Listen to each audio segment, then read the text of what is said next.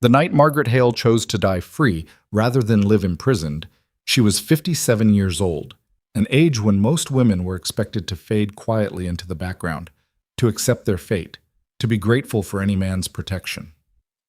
But as lightning split the Nebraska sky and 3 riders thundered across the prairie behind her, their rifles loaded and their orders clear, Margaret made a different choice. She urged her horse faster into the storm, toward an uncertain darkness that promised only one thing: it would be her choice. What happened next would prove that courage has no age limit. Before we begin this journey together, I invite you to join me until the very end. If this story moves you, please hit that like button and leave a comment telling me what city you're watching from. I love seeing how far these stories travel. Now, let's dive into Margaret's extraordinary tale. The storm came fast that August evening in 1875, rolling across the Nebraska prairie like divine wrath made visible. Margaret Hale had always loved storms, the way they demanded attention, refused to be ignored, transformed the landscape with their fury. Tonight, she needed that fury. Tonight, she would become the storm. Her hands gripped the reins so tightly that her knuckles had gone white beneath her riding gloves. The mare beneath her was flagging, foam gathering at the corners of her mouth, but Margaret couldn't afford mercy. Not yet. Not with the sound of hooves still echoing behind her through the thunder. "Stop running, Margaret," the voice carried on the wind, barely audible over the growing tempest. Silas. Of course it was Silas. "You'll kill yourself out here. Be reasonable." Reasonable. The word tasted like poison in her memory. How many times had he used it? Be reasonable, Margaret. Sign the papers. Be reasonable, Margaret. You don't understand finances. Be reasonable, Margaret. A woman your age needs protection. Protection. The word he'd used to justify every locked door, every denied request, every gradual theft of her autonomy. She was 57 years old, and for the last 4 years she had watched herself disappear. Lightning struck close enough that she could smell the ozone, feel the electricity raise the fine hairs on her arms. Her mare whinnied in terror, stumbling slightly, and Margaret's heart seized. If the horse went down now, if she fell— No, she wouldn't think about that. The prairie stretched endlessly in all directions, painted in shades of gray and silver by the storm light. Most people saw emptiness when they looked at this land. Margaret had learned to see possibility. Somewhere out here, beyond Silas's reach, beyond his lawyers and his carefully constructed lies, there had to be sanctuary. Her first husband, Thomas Hale, had been a good man, a quiet man who'd built a cattle empire through patience and honest dealing. When he died 3 years into their marriage, a riding accident, quick and cruel, he'd left her everything. The ranch, the herds, the bank accounts, a fortune that would have kept her comfortable for 3 lifetimes. "You can't manage all this alone," her brother-in-law had said at the funeral, his concern seeming genuine then. "A woman needs a man to handle these things." She'd believed him. God help her, she'd believed them all. Silas Boone had seemed like the answer. 48 years old, established, respected in the community. A widower himself, he understood grief. He was patient during their courtship, never pushing, always respectful. He praised her intelligence, promised partnership, vowed to honor Thomas's memory by caring for everything Thomas had built. The wedding had been small, tasteful. Margaret had worn gray instead of white. A widow's remarriage, after all, required propriety. She'd signed the papers her lawyer had presented, trusting that the legal formalities were standard. Silas had smiled and called her "my dear," and kissed her hand with such tenderness. The cage had closed so gradually that she hadn't noticed the bars until she was already trapped. First, it was the bank accounts. "Let me handle the finances, my dear. You shouldn't burden yourself with such tedious matters." She'd been relieved, actually. The endless columns of numbers, the decisions about investments and sales, it had overwhelmed her.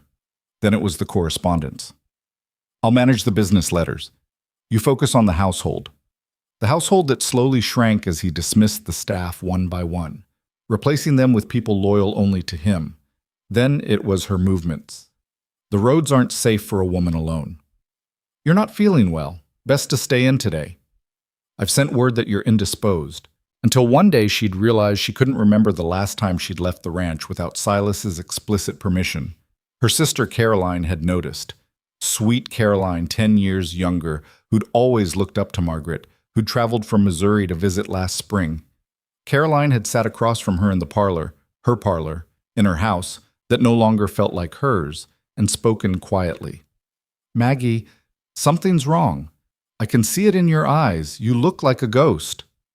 "I'm fine," Margaret had insisted, aware of Silas's footsteps in the hall outside, always listening, always there. "Just tired. Those account books I saw in his study, Maggie, the numbers don't match what Thomas left you. I checked the public records.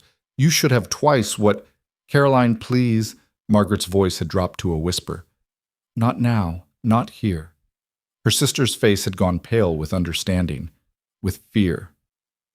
2 weeks later, Caroline had fallen suddenly ill. Violent stomach pains, fever, delirium. She died within 3 days. "Tragic," Silas had said, his hand heavy on Margaret's shoulder at the funeral. So sudden. These prairie illnesses can be vicious. Margaret had stood there, numb, watching them lower her sister into the ground. And she'd known. She couldn't prove it, not then, but she'd known. That was when the fear had transformed into something else, something cold and focused. She'd started watching Silas the way he'd been watching her, started noting every conversation, every visitor, every trip to town. She'd befriended Maria, the young Mexican woman who did the laundry, one of the few staff members who seemed uncomfortable with how things had changed. Maria's English was limited, but her eyes were sharp. She'd seen things. "He meets with men," Maria had whispered one morning while hanging sheets. "In the barn, late at night. They have papers. They laugh about señoras. Rich señoras who don't understand." Margaret's blood had run cold. "How many?" "3 I know of, all dead now. All their money gone to their new husbands." A pattern. He had a pattern. This wasn't impulse or greed. This was practice. She'd begun searching his study whenever he rode out to check the herds. Her hands had trembled the first time she'd picked the lock on his desk drawer, but desperation made her bold. Inside, she'd found the evidence of her own systematic destruction. The original will Thomas had filed, not the one she'd been shown, the real accounting of the estate, showing how Silas had siphoned off nearly 2/3 of her inheritance through fabricated expenses and forged authorizations, letters between him and his lawyer discussing the guardianship solution for when she became difficult, and most damning, a bottle of white powder, unlabeled, tucked behind a false panel. The same symptoms Caroline had suffered were described in a medical text on his shelf, under a chapter titled Arsenic Poisoning. Margaret had copied everything she could, her hands shaking so badly she could barely write. She'd hidden the copies in her sewing basket, sewn into the lining of an old winter coat, buried in the bottom of her jewelry box. She'd needed leverage, proof, a way out. But Silas had noticed something. Maybe she'd been too bold. Maybe Maria had been caught looking. Maybe it was just the instinct of a predator sensing his prey was preparing to bolt. The night before the storm, he'd come to her room. They'd kept separate bedrooms since 6 months into the marriage, another relief that had slowly revealed itself as isolation. "I have papers for you to sign, my dear." His voice had been pleasant, but his eyes were flat. Dead. "A simple formality, transferring full management of the estate into a trust with myself as guardian." "Guardian?" She'd kept her voice steady. "Silas, I'm not a child." "No, but you're aging." The word had landed like a slap. "And I'm afraid you've been showing signs of confusion. Dr. Morrison agrees. He's prepared to testify, if necessary, that you're no longer competent to manage your own affairs." Dr. Morrison, who Silas paid. Dr. Morrison, who'd never actually examined her. "I won't sign." His smile had never wavered. "Yes, you will, one way or another." He'd stepped closer, and she'd seen something flicker in his expression, a crack in the pleasant mask, rage, contempt. "Did you really think I'd let you make a fool of me? Did you think I wouldn't notice you snooping, copying my papers like some common thief?" So he'd known. Terror had flooded through her, but she'd forced herself to stay calm. "What did you do to Caroline?" The question had hung in the air between them. For a moment she'd thought he might actually answer, might confess. Instead he'd laughed, a short, bitter sound. Poor Caroline, so convinced she could save her big sister, so convinced she understood numbers better than a man with 20 years' experience in business. He turned toward the door. "Sign the papers tomorrow, Margaret, or I promise you, you'll follow your dear sister before the week is out. At your age, sudden illness is so tragically common." He'd left, locked her door from the outside, and Margaret had known she had one choice: run or die. She'd waited until the house was dark, until she'd heard Silas's snoring from his room down the hall. Then she'd used the trick Thomas had taught her years ago: how to jimmy a simple lock with a hairpin. She dressed in her riding clothes, grabbed what she could carry, and slipped down to the stables. The storm had been building on the horizon, flickering with distant lightning. Perfect. The noise would cover her escape. She'd saddled her mare in the darkness, her fingers remembering the movements despite the years since she'd done this herself. How many small competencies had she lost? How many skills had atrophied during the years of being protected? She'd been halfway to the property line when she'd heard the shout from the house. Then the riders. 3 of them, Silas and 2 of his men.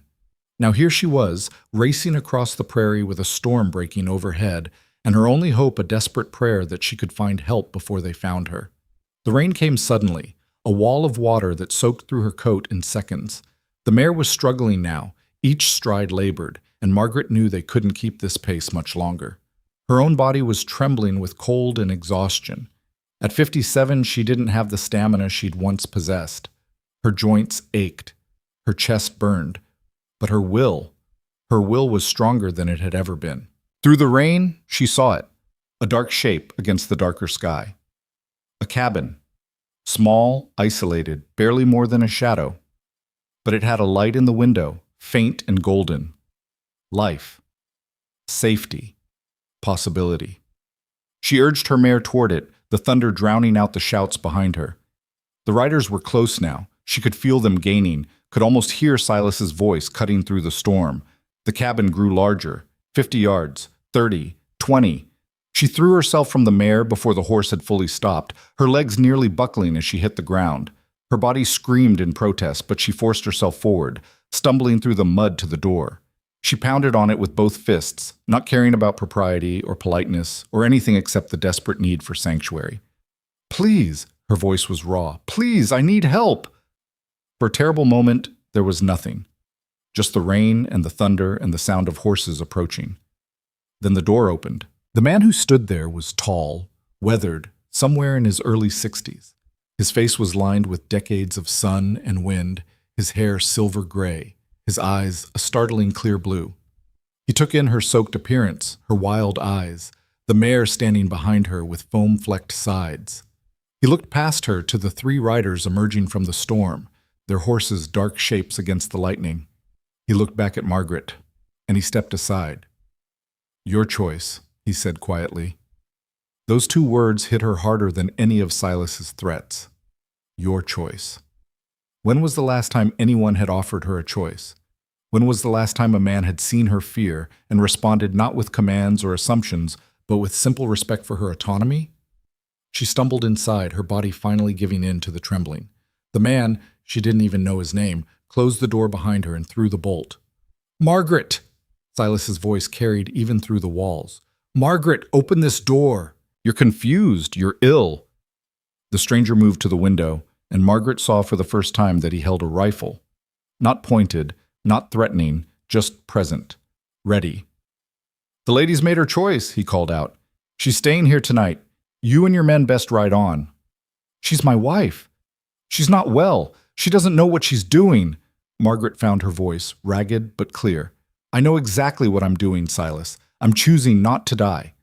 The silence that followed was heavy with implication. "We'll discuss this in the morning," Silas finally said, his voice tight with barely controlled rage. "When you're thinking clearly. Come along, boys." The sound of retreating hoofbeats was the most beautiful thing Margaret had ever heard.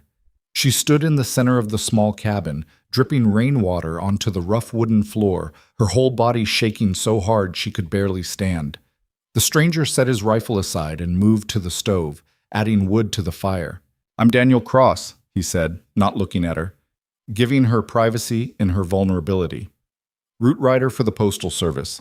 This cabin's mine when I'm on this section of the territory. Margaret Hale. Her teeth were chattering. I'm sorry. I've brought trouble to your door. Nothing I can't handle. He pulled a blanket from a trunk. There's a screen there and some dry clothes that might fit. They were my wife's. She passed some years back. He moved toward the door. I'll tend your horse. You get warm. He stepped outside, leaving her alone with the fire and the blanket and the profound shock of being treated like a human being with agency instead of a problem to be managed. Margaret's legs finally gave out. She sank to the floor, the blanket clutched in her hands, and for the first time in 4 years, she let herself cry. Not silent tears, not the careful, hidden grief she'd learned to swallow. Real sobs, tearing up from somewhere deep in her chest, the sound of a woman finally releasing years of suffocated rage and fear and loss. When Daniel came back inside, she was still sitting on the floor, her face buried in her hands. He didn't try to touch her, didn't offer platitudes. He simply moved to the stove and began making coffee, the domestic sounds of tin cups and boiling water providing a strange comfort. I don't know you, he said after a long moment. Don't know your husband, but I know what running looks like, and I know what fear looks like on a woman's face. He poured coffee, set a cup on the floor within her reach. You don't owe me your story, but if you want to tell it, I'll listen. Margaret lifted her head, looking at this stranger who'd given her what no one else had. Space to be broken, time to gather herself, choice about what came next. And she found herself talking. She told him everything, about Thomas and the inheritance, about Silas's slow, methodical destruction of her autonomy, about Caroline's death and the arsenic and the papers she'd found, about the guardianship that would have made her a legal non-person, a wealthy ghost haunting her own life, until Silas decided she was more valuable dead than alive. Daniel listened without interrupting, his weathered face impassive, his eyes never leaving hers. When she finished, he was quiet for a long moment. Fort Kearny's 3 days' ride east, he finally said. Federal marshals there. They might actually listen, unlike the local law. He paused. I'll take you if you want. First light, soon as the storm clears. Why would you help me? The question escaped before she could stop it. You don't know me. I could be lying. I could be exactly what Silas says, a confused old woman making wild accusations. Daniel's eyes met hers, and she saw something there she'd almost forgotten existed. Simple human decency. Lady, I've been riding these routes for 20 years. I've seen women with bruises they swear came from falling. I've delivered letters from lawyers to isolated homesteads and watched widows' faces when they read the news that they've got nothing left. I've buried women on the prairie who died of sudden illness when their husbands were sitting pretty on new property. He shook his head.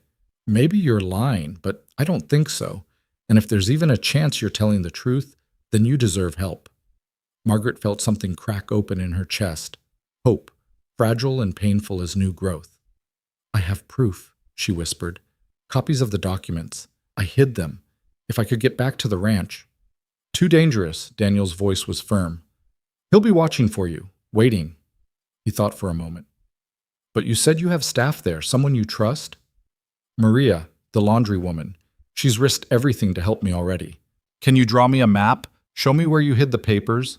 Margaret's hands were steadier now as she accepted the pencil and paper he offered. She sketched the ranch layout from memory, marked the locations of her hidden evidence, her sewing basket in the bedroom, the coat in the back of the wardrobe, the false bottom in her jewelry box. I'll ride out before dawn, Daniel said. Get there while your husband's still looking for you elsewhere. I can be in and out before anyone notices. That's too much risk. Ma'am, with respect, this is my choice. He smiled slightly. Seems like we're both choosing something tonight. They sat in the cabin as the storm raged outside. Two people who'd been strangers an hour ago, now bound by a desperate plan and a fragile trust. Daniel gave her the bed and took the floor, over her protests. He positioned himself between her and the door, not trapping her in, but standing guard. Get some rest, he said, dousing most of the lamps. Tomorrow's going to be a long day. Margaret lay in the narrow bed, wrapped in blankets that smelled faintly of cedar and wood smoke, and listened to the rain on the roof. Her body ached, her mind spun with fear and planning, but underneath it all was something new, or rather, something old that she'd thought lost forever. Agency. She had made a choice tonight. She had run instead of submitting. She had chosen the uncertainty of the storm over the certainty of Silas's control. And she had found someone who respected that choice instead of trying to override it. At 57, Margaret had been taught by the world that her time for boldness had passed. That women her age were meant to be grateful for any man's protection, any roof over their heads. That survival required submission. Tonight, she'd learned something different. Tonight, she'd learned that freedom was worth dying for. And as the storm slowly spent itself and silence settled over the prairie, Margaret closed her eyes and let herself imagine something she hadn't dared to dream in years, a future she chose for herself. Whatever came next, marshals or lawyers, trials or battles, she would face it as herself. Not as Silas's property, not as a confused old woman who didn't understand her own life. As Margaret Hale, who had survived one husband's death and another husband's cruelty, who had crossed the prairie in a lightning storm rather than sign away her soul, who had 57 years of life behind her, and however many were left ahead, and she'd be damned if she'd spend them disappearing. The first light of dawn was just touching the horizon when she heard Daniel stirring. She sat up, her body stiff, but her mind clear. "I'm coming with you," she said before he could argue. "To the ranch. I know the house. I know the hiding spots. You'll find the papers faster with my help." Daniel studied her for a long moment. She could see him weighing the risk, the danger, the possibility that she might slow him down or get caught. "Your choice," he finally said, echoing those two perfect words from the night before. They rode out as the sun broke over the prairie, two figures on horseback heading toward a confrontation that could end in triumph or tragedy. The morning was clear and cool, the storm having scrubbed the air clean. Birds sang in the grass. The world seemed reborn. Margaret felt reborn too, or maybe not reborn. Maybe just remembered. This woman who could ride and plan and fight for what was hers had been there all along, buried under years of being told she was too old, too weak, too female to know her own mind. But she was emerging now, and she was angry, the kind of anger that had been fermenting for 4 years, the kind of anger that had watched her sister die and her fortune stolen and her very self systematically erased, the kind of anger that was cold and patient and absolutely unforgiving. Silas had called her confused, hysterical, incompetent. He was about to learn exactly how competent she could be.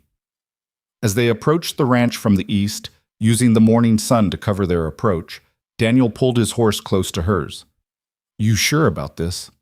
Margaret looked at the house where she'd been imprisoned, where Caroline had died, where her future had been planned without her consent. "I've never been more sure of anything in my life." They dismounted in a copse of trees half a mile from the house. Margaret's heart was pounding, but her hands were steady as she took the rifle Daniel offered her. "You know how to use this?" "Thomas taught me, years ago." She checked the chamber with practiced ease. "I may be out of practice, but some things you don't forget." They moved through the tall grass like ghosts, using the terrain and the early hour to their advantage. The ranch was quiet. Most of the hands wouldn't be up for another hour, and Silas's habit was to sleep late after a night of drinking. His mistakes were adding up. They reached the house through the kitchen entrance, and Margaret's breath caught. Maria was there, already starting the morning bread. The young woman's eyes went wide when she saw them. "Senora!" She rushed forward, then stopped, seeing Daniel. "You are safe?" "For now. Maria, I need your help. Just a few more minutes." Maria nodded, her face set with determination. "He is sleeping, angry last night, drank much whiskey, but Senora, he has men watching the roads. We came across country. We just need to get to my room." The three of them moved through the house Margaret knew so well. Every creaking board, every shadow. She led them to her bedroom, the door unlocked now, in cruel irony, since Silas thought she was still running blind across the prairie. The sewing basket was exactly where she'd left it. She pulled out the papers sewn into the lining, her hands moving with swift precision. The coat in the wardrobe, more documents, the jewelry box. Looking for something? Margaret's blood turned to ice. Silas stood in the doorway, and he wasn't alone. 2 of his men flanked him, both armed. But Margaret was armed too, and she was done running. She straightened slowly, the papers clutched in one hand, Daniel's rifle in the other. Behind her, she heard Daniel's own weapon click as he cocked it. "Those belong to me," Silas said, his voice cold. "Along with everything else in this house, including you." "No." Margaret's voice was steady, calm. "I belong to myself. I always have. You just tried to steal that along with everything else." "You're insane." Silas's face was mottled with rage. "I've had Dr. Morrison prepare the papers. You'll be committed to an asylum by the end of the week. Everything you've taken will be returned to me, and you'll spend the rest of your pathetic life in a cell where you belong." "Or," Margaret said quietly, "I'll take these papers to the federal marshals at Fort Kearney. I'll show them the real accounting of my inheritance. I'll show them the letters discussing how to have me declared incompetent. I'll tell them about Caroline." Something flickered in Silas's eyes. Fear. "You have no proof. The word of a hysterical woman against a respected businessman. I have your words in your own hand. I have the testimony of your staff. I have the white powder you keep in your desk drawer and the medical text describing arsenic poisoning." Margaret took a step forward. "And I have something else, Silas. I have the will to fight you. Every day, every legal battle, every public humiliation. I will drag your name through every court and newspaper in this territory until everyone knows what you are." The standoff held for a long moment. 4 guns, 6 people, and the morning light streaming through the windows, illuminating the truth that had lived in shadows for too long. "You're bluffing," Silas said, but his voice had lost its certainty. "Try me." Maria moved then, slipping past the men with the instinct of someone who'd learned to become invisible. She ran for the door, and Margaret knew with absolute certainty that the young woman was going for help. "Stop her!" Silas shouted, but Daniel's rifle swung up, and his voice cut through the chaos. "Nobody moves. Lady's got business with the law, and she's going to finish it." The next hours blurred together. Maria returned with the sheriff, not the local man who Silas had in his pocket, but a federal marshal who'd been passing through, investigating reports of fraud across the territory. Coincidence, or providence, or simply the universe deciding that Margaret had earned one lucky break. The papers told their story. Caroline's death got a second look. The white powder got tested. And Silas Boone, who'd spent 4 years systematically destroying Margaret Hale, found himself facing the one thing he'd never expected: consequences. But that was just the beginning. As Margaret stood on the porch of the ranch she'd nearly died in, watching the federal marshals lead Silas away in chains, she felt the weight of 4 years beginning to lift. She was 57 years old. She had a battle ahead of her, legal, social, financial, but she was alive. She was free, and she was just getting started. The marshal's wagon disappeared over the horizon, taking Silas with it, but Margaret didn't feel the relief she'd expected. Instead, standing on that porch with Daniel beside her and Maria hovering uncertainly in the doorway, she felt something closer to vertigo. For 4 years, every thought, every action, every breath had been defined by Silas, by resisting him, surviving him, escaping him. Now he was gone, and the sudden absence of that constant pressure left her unmoored. "Señora?" Maria's voice was soft, tentative. "What happens now?" Margaret turned to look at the young woman who'd risked everything to help her. Maria couldn't have been more than 25, with dark eyes that had seen too much and hands roughened by years of labor. She stood with the posture of someone expecting to be dismissed, to be told her services were no longer needed. "Now," Margaret said slowly, the words forming as she spoke them. "Now we figure out what comes next, together." She reached out and took Maria's hand. "You saved my life. You're not just staff anymore. You're family, if you'll have it." Maria's eyes filled with tears, and she nodded wordlessly. Daniel shifted beside her, and Margaret realized he was preparing to leave. The thought sent an unexpected jolt of panic through her chest. "You'll stay?" The words came out more desperately than she'd intended.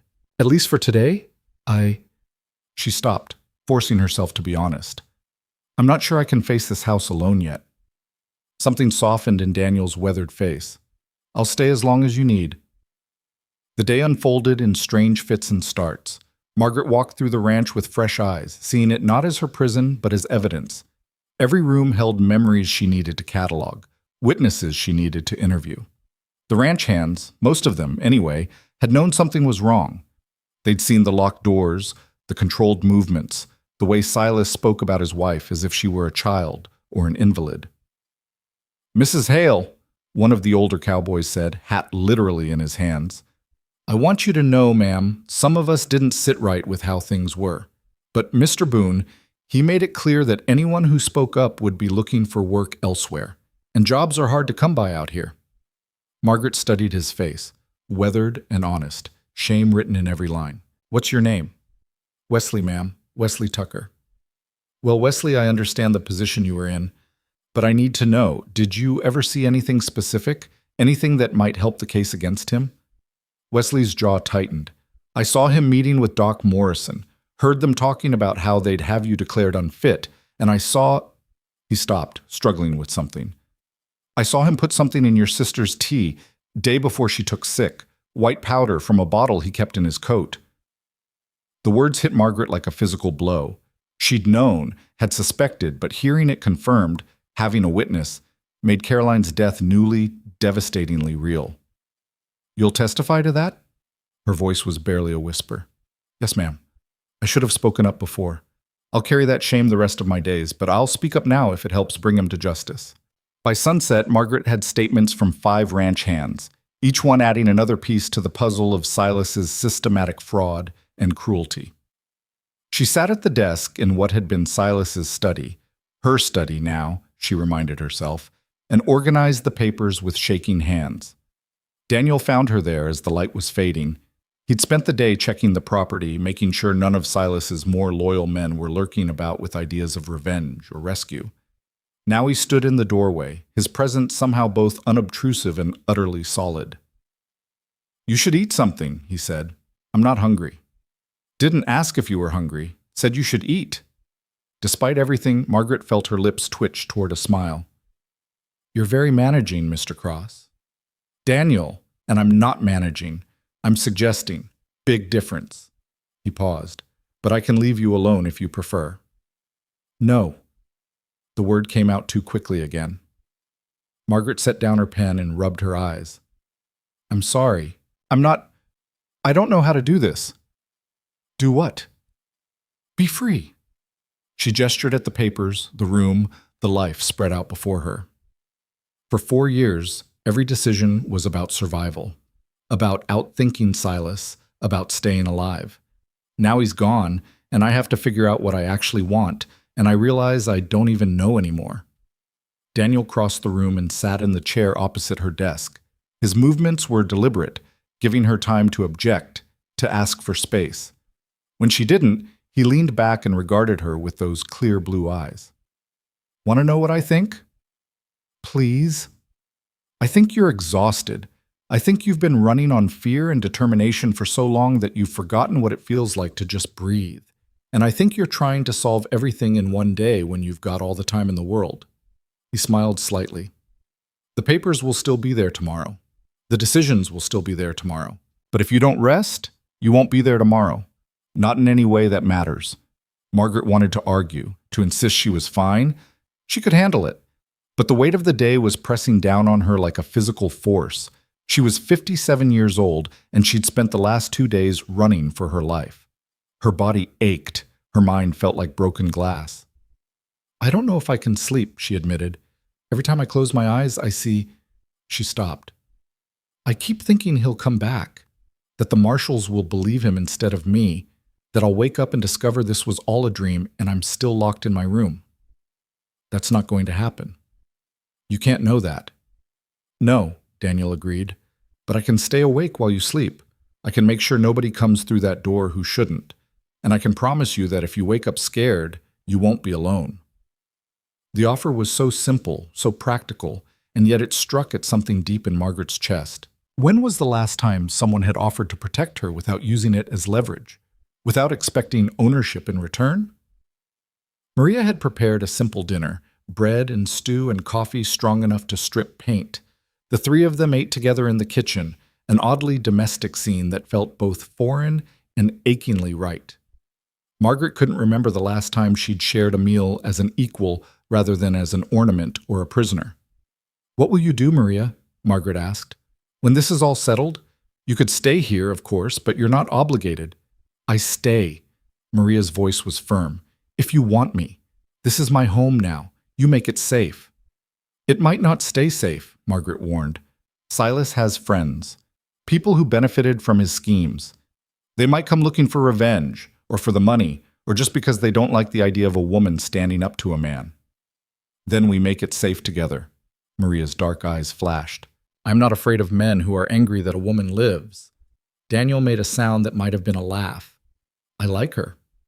Despite everything, Margaret found herself laughing too, a raw, slightly hysterical sound that nonetheless felt like release. Here she was, planning a defense against potential attackers with a former laundrywoman and a postal route rider, and somehow it felt more secure than anything Silas had ever provided. That night, Margaret did sleep, though not well. She jerked awake a dozen times, her heart pounding, convinced she heard footsteps in the hall or Silas's voice calling her name.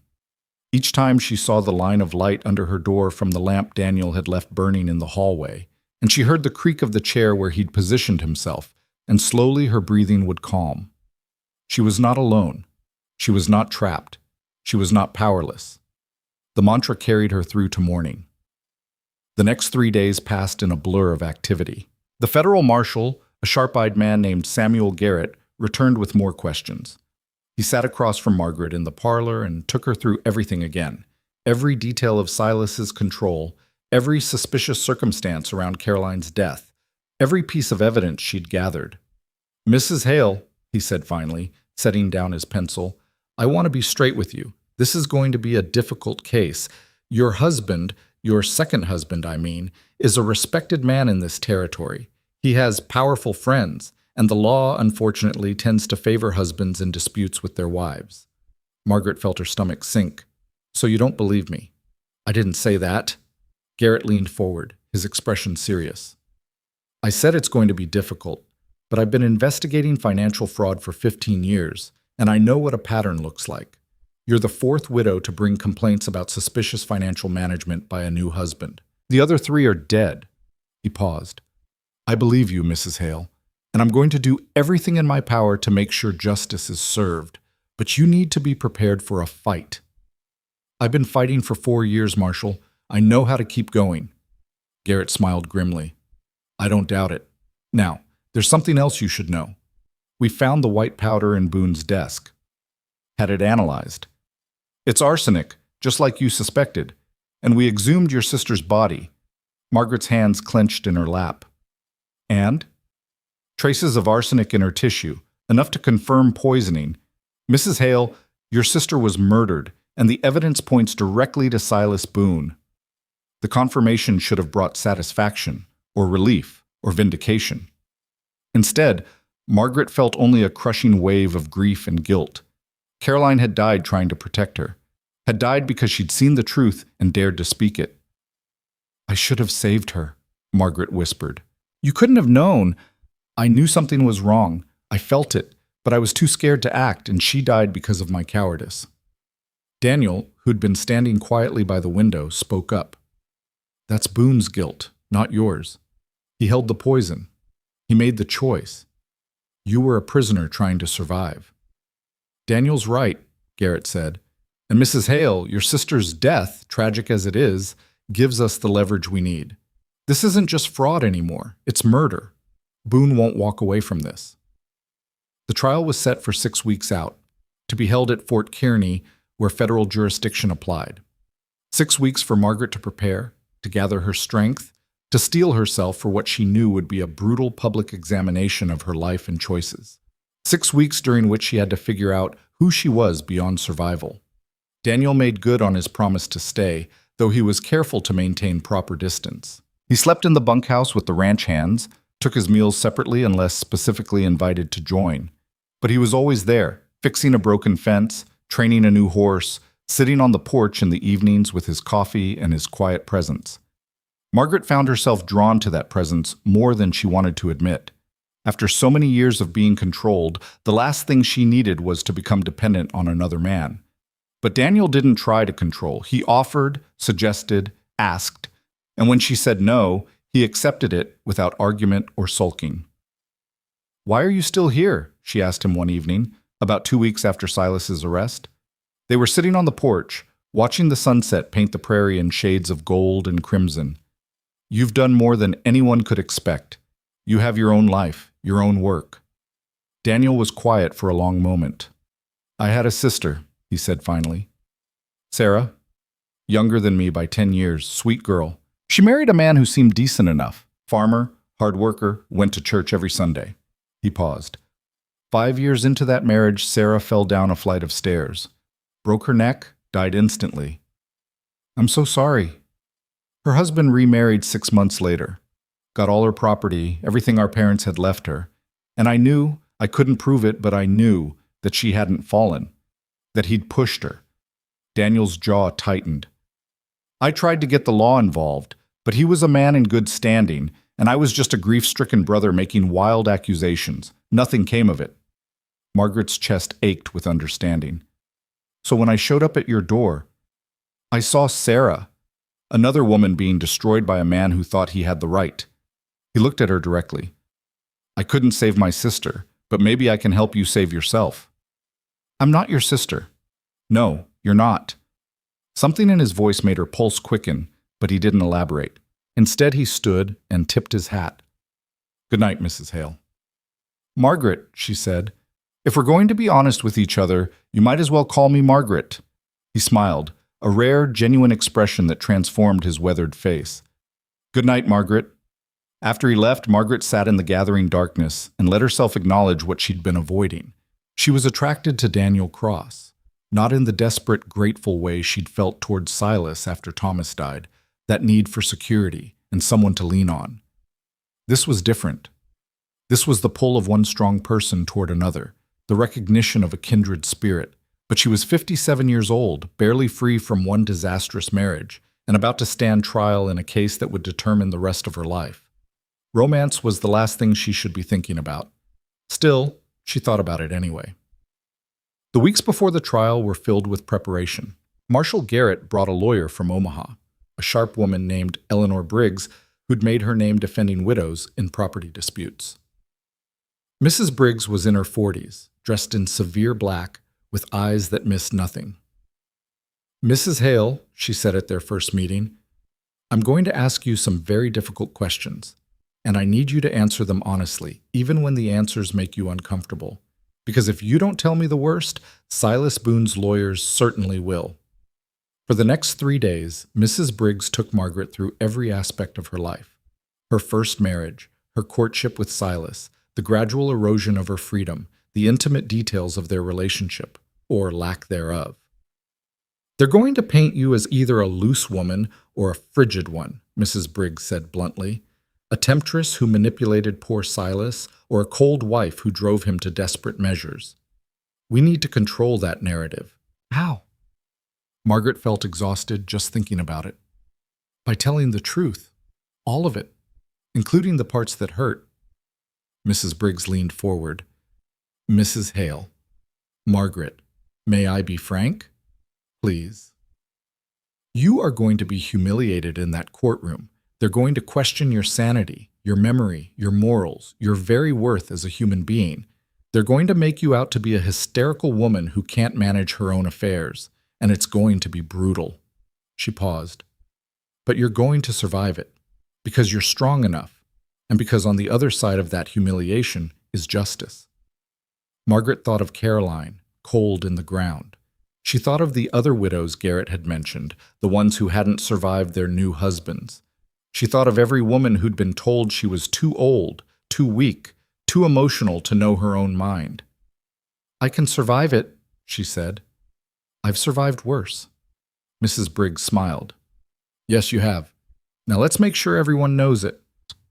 As the trial date approached, Margaret found herself unable to eat, unable to sleep for more than a few hours at a time. She walked the ranch at night, checking and rechecking the locks, jumping at every sound. The fear that had driven her into the storm was transforming into something else. Not panic now, but a cold, focused dread. Daniel found her one night, 3 days before they were set to leave for Fort Kearney. She was in the barn, ostensibly checking on the horses, actually just pacing circles in the hay. "Can't sleep?" he asked. "Can't stop thinking. What if the jury doesn't believe me? What if they think I'm exactly what Silas says, a confused old woman making things up? Then we'll appeal. We'll fight again. We'll keep fighting until someone listens." "You keep saying we." Margaret turned to face him. "This isn't your fight, Daniel. You've already done more than—" "Do you want me to leave?" His voice was quiet, serious. "Because if you do, say it plain. I'll go. No hard feelings, no obligations. But if you want me to stay, then stop trying to push me away." Margaret stared at him, this man who'd appeared in her life at exactly the moment she needed him most. This man who'd given her choice instead of commands, space instead of possession. "I'm afraid," she admitted. "Not of the trial. Of—" She gestured helplessly between them. "This? Whatever this is. I just got out of one marriage that nearly destroyed me. I don't know if I can—" "I'm not asking you for anything," Daniel interrupted gently. "I'm not asking for promises or commitments or anything beyond what you're willing to give. I'm just asking if you want me around, as a friend, if that's all you want, as something more, if that's what you choose. But it has to be your choice, Margaret. I won't be another man who decides your life for you." The words broke something open in her chest. Fear and hope tangled together so tightly she couldn't separate them. "I want you around," she whispered. I don't know what I want, but I know I don't want you to leave." Daniel stepped closer, slowly enough that she could stop him if she wanted. He reached out and took her hand, just her hand, nothing more. And the simple contact made her realize how touch-starved she'd been, how long it had been since anyone had touched her with kindness instead of ownership. "Then I'll stay," he said, "for as long as you want me." They stood there in the barn, hands clasped, while outside the prairie night stretched endlessly under stars that had witnessed countless human dramas and would witness countless more. Margaret felt something she hadn't felt in years, not just safety, but possibility. The sense that her life wasn't over at 57, that there might be joy ahead and not just survival. But first, there was the trial. They left for Fort Kearney on a bright October morning, the air crisp with the promise of winter. Margaret, Maria, Daniel, and Mrs. Briggs traveled in a wagon loaded with papers and evidence. Wesley Tucker and 2 other ranch hands rode along as witnesses and protection. The journey took 3 days, and with each mile, Margaret felt the weight of what was coming pressing down harder. She rehearsed her testimony in her head, practiced staying calm when Mrs. Briggs fired hostile questions at her. She tried to prepare herself for the worst, but nothing could have truly prepared her for the reality of walking into that courtroom and seeing Silas Boone. He sat at the defense table in a fine suit, his hair neatly trimmed, his expression one of wounded dignity. When his eyes met hers across the room, she saw no remorse, no fear, only rage, cold and calculating. He looked at her like she was a possession that had escaped, like she was a problem to be solved. Margaret lifted her chin and stared back, refusing to look away first. She'd run from him through a lightning storm. She'd survived his poison and his control. She would not flinch from his gaze now. The judge entered, and everyone rose. Judge Henry Walsh was an older man with a reputation for fairness, but also for strict adherence to traditional views about women and marriage. Not ideal, but not the worst they could have drawn. "The territory versus Silas Boone," the bailiff announced. "Charges of fraud, coercion, attempted unlawful confinement, and murder." Murder. The word hung in the air like a sword. Silas's lawyer, a slick man named Albert Crawford, rose for the opening statement. He painted a picture of a devoted husband trying to protect his aging, increasingly confused wife from her own poor decisions. He spoke of Margaret's episodes of irrationality, her suspicious nature, her unfortunate tendency toward paranoia. "Gentlemen of the jury," Crawford said, "we will show that Silas Boone is not a criminal, but a victim, a man who married a woman in the grip of grief and tried his best to guide her through her declining years, a man who has been rewarded for his devotion with false accusations and public humiliation." Margaret's hands clenched in her lap, but Mrs. Briggs's hand on her arm was steady. calming. Then it was Mrs. Briggs's turn.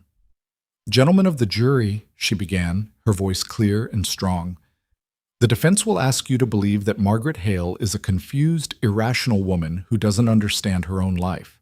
I ask you to consider this, which requires more rationality, to systematically document evidence of fraud over months while living under the control of the person defrauding you, or to poison your wife's sister when she asks too many questions about your accounting."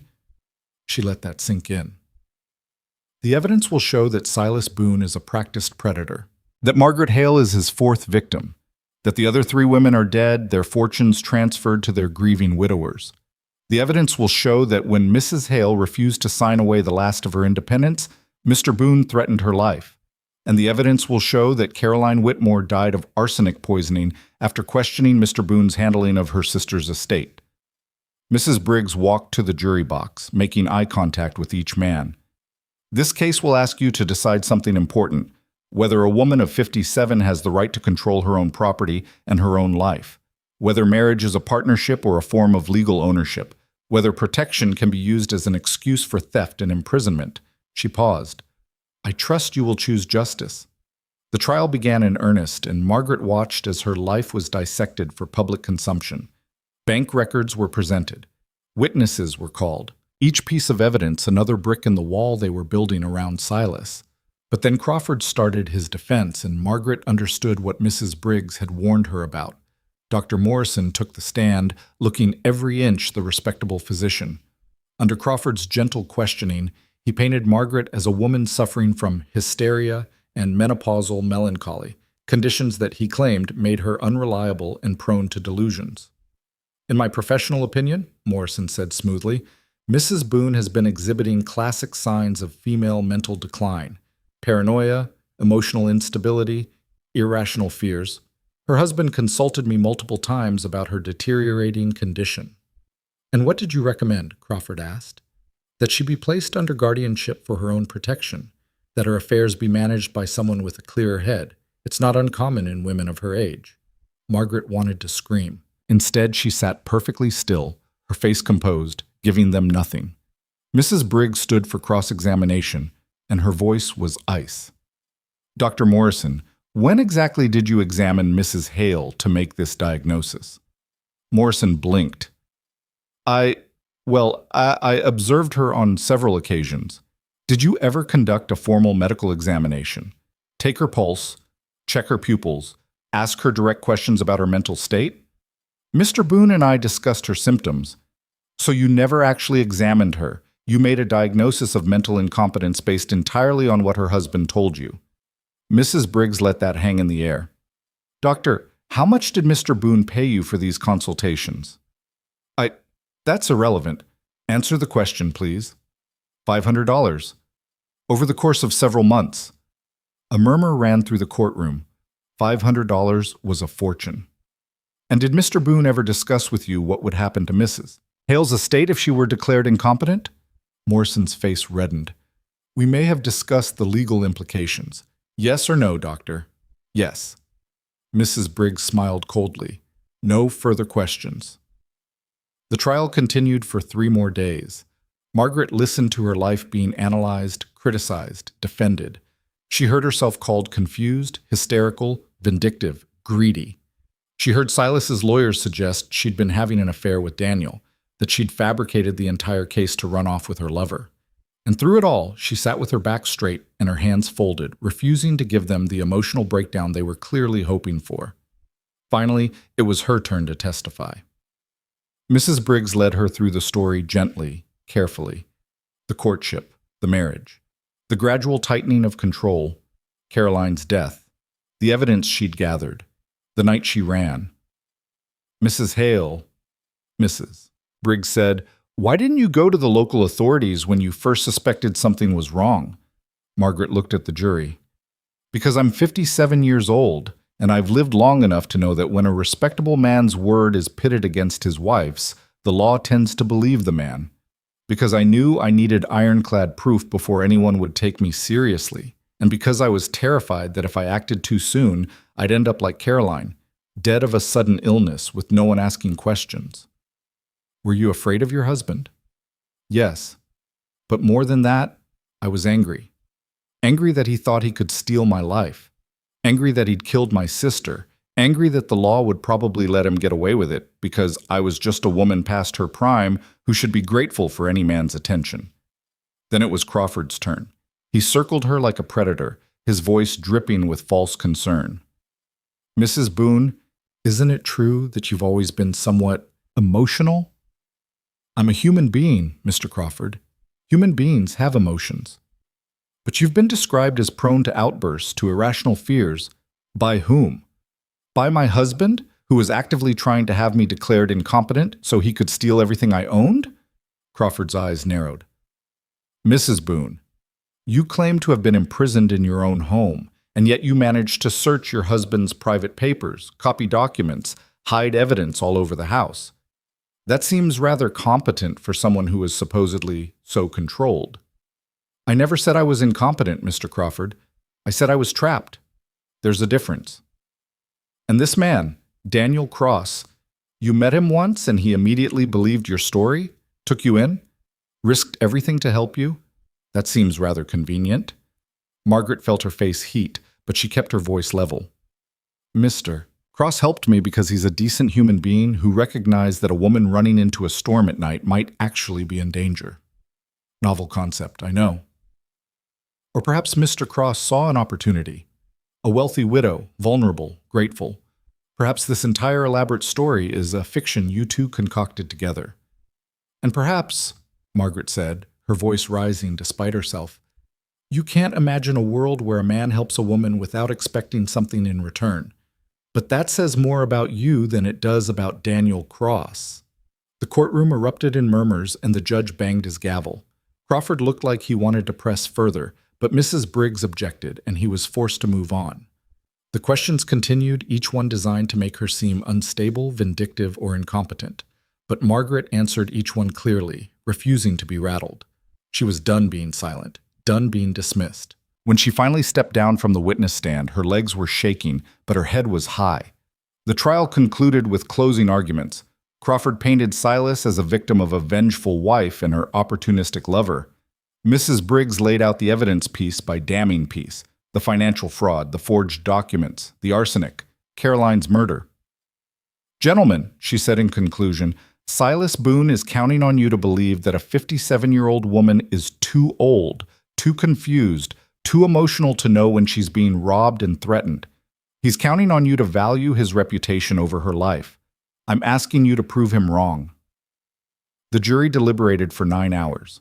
Margaret spent those hours in a small room at the fort, unable to eat, unable to rest. Daniel sat with her, not talking, just present. Maria prayed quietly in the corner. Mrs. Briggs reviewed her notes, her face unreadable. When the bailiff finally came to call them back, Margaret's heart was pounding so hard she thought it might break through her ribs. The courtroom was packed, every seat filled, people standing along the walls. This case had captured public attention. A woman standing up to her husband, demanding justice, refusing to disappear. The jury filed in, their faces grave. Has the jury reached a verdict? Judge Walsh asked. We have, Your Honor. On the charge of fraud, how do you find? Guilty. Margaret's breath caught. On the charge of coercion? Guilty. Beside her, Mrs. Briggs gripped her hand. On the charge of attempted unlawful confinement? Guilty. And finally, the one that mattered most. On the charge of murder in the death of Caroline Whitmore? The foreman's voice rang out clear and strong. Guilty! The courtroom exploded, people shouting, crying, jumping to their feet. Margaret sat frozen, unable to process what she was hearing. Guilty. On all counts. Justice. Judge Walsh hammered his gavel, calling for order. When the room finally quieted, he looked at Silas Boone with contempt. Mr. Boone, you have been found guilty of some of the most heinous crimes a man can commit: theft, coercion, and murder. You have betrayed the trust of marriage, abused the power society grants to husbands, and taken a life in your pursuit of wealth. It is the judgment of this court that you be sentenced to 20 years hard labor at the territorial prison. Furthermore, all assets you acquired through your marriage to Margaret Hale are hereby restored to her, along with punitive damages to be determined. This court also recommends a full investigation into the deaths of your previous wives. Silas's face went white, then purple with rage. He lunged to his feet. She's a liar, a scheming, manipulative. Sit down, Mr. Boone, or I'll add contempt to your sentence. Silas sat, but his eyes, when they found Margaret, were filled with pure hatred. She looked back at him calmly, refusing to feel anything but relief. It was over. She had won. The wagon ride back to the ranch should have felt triumphant. Margaret had won, against all odds, against a system designed to favor men like Silas, against the assumption that a woman her age couldn't possibly know her own mind. But as the wheels rattled over the prairie roads and Fort Kearny disappeared behind them, she felt only a vast, echoing emptiness. Daniel noticed, of course. He always noticed. "You're quiet," he said on the second day of travel. They'd stopped to water the horses, and Maria had wandered off to gather wildflowers from a nearby meadow. Mrs. Briggs had continued on to Omaha the day before, promising to handle the legal paperwork for the asset recovery. "I keep waiting to feel something," Margaret admitted. She sat on a fallen log, watching the horses drink. Relief, joy, satisfaction, anything. But I just feel hollow. Daniel settled beside her, careful to leave space between them. "You've been fighting for so long, your whole body probably doesn't know what to do now that the fight's over." "Is it over, though?" Margaret picked at a loose thread on her sleeve. "Silas is in prison, yes, but he has friends, allies, people who benefited from his schemes. What if they come after me? What if they try to—" "Margaret." Daniel's voice was gentle but firm. "You can't live your life waiting for the next attack. Sometimes the war really is over." "How do you know?" "I don't. But I know that fear's a habit, and like any habit, you have to choose to break it." Margaret looked at him. This man who'd become so central to her life in such a short time. His face was weathered by years of prairie sun and wind, lines carved deep around his eyes and mouth. He wasn't young, neither was she. They'd both lived long enough to accumulate scars, visible and otherwise. "What happens now?" she asked. "You have your route to ride, your own life. You can't stay on the ranch forever, playing bodyguard to a paranoid widow." Something flickered across Daniel's face, hurt, maybe, or disappointment. "Is that what you think I'm doing? Playing at something?" "I don't know what to think. I don't know what any of this is." She gestured helplessly between them. "I just escaped one marriage that nearly killed me. I can't just fall into another man's arms because he was kind to me. That's not freedom. That's just a different kind of dependence." Daniel was quiet for a long moment. When he spoke, his voice was careful, measured. "You're right. You shouldn't fall into anything.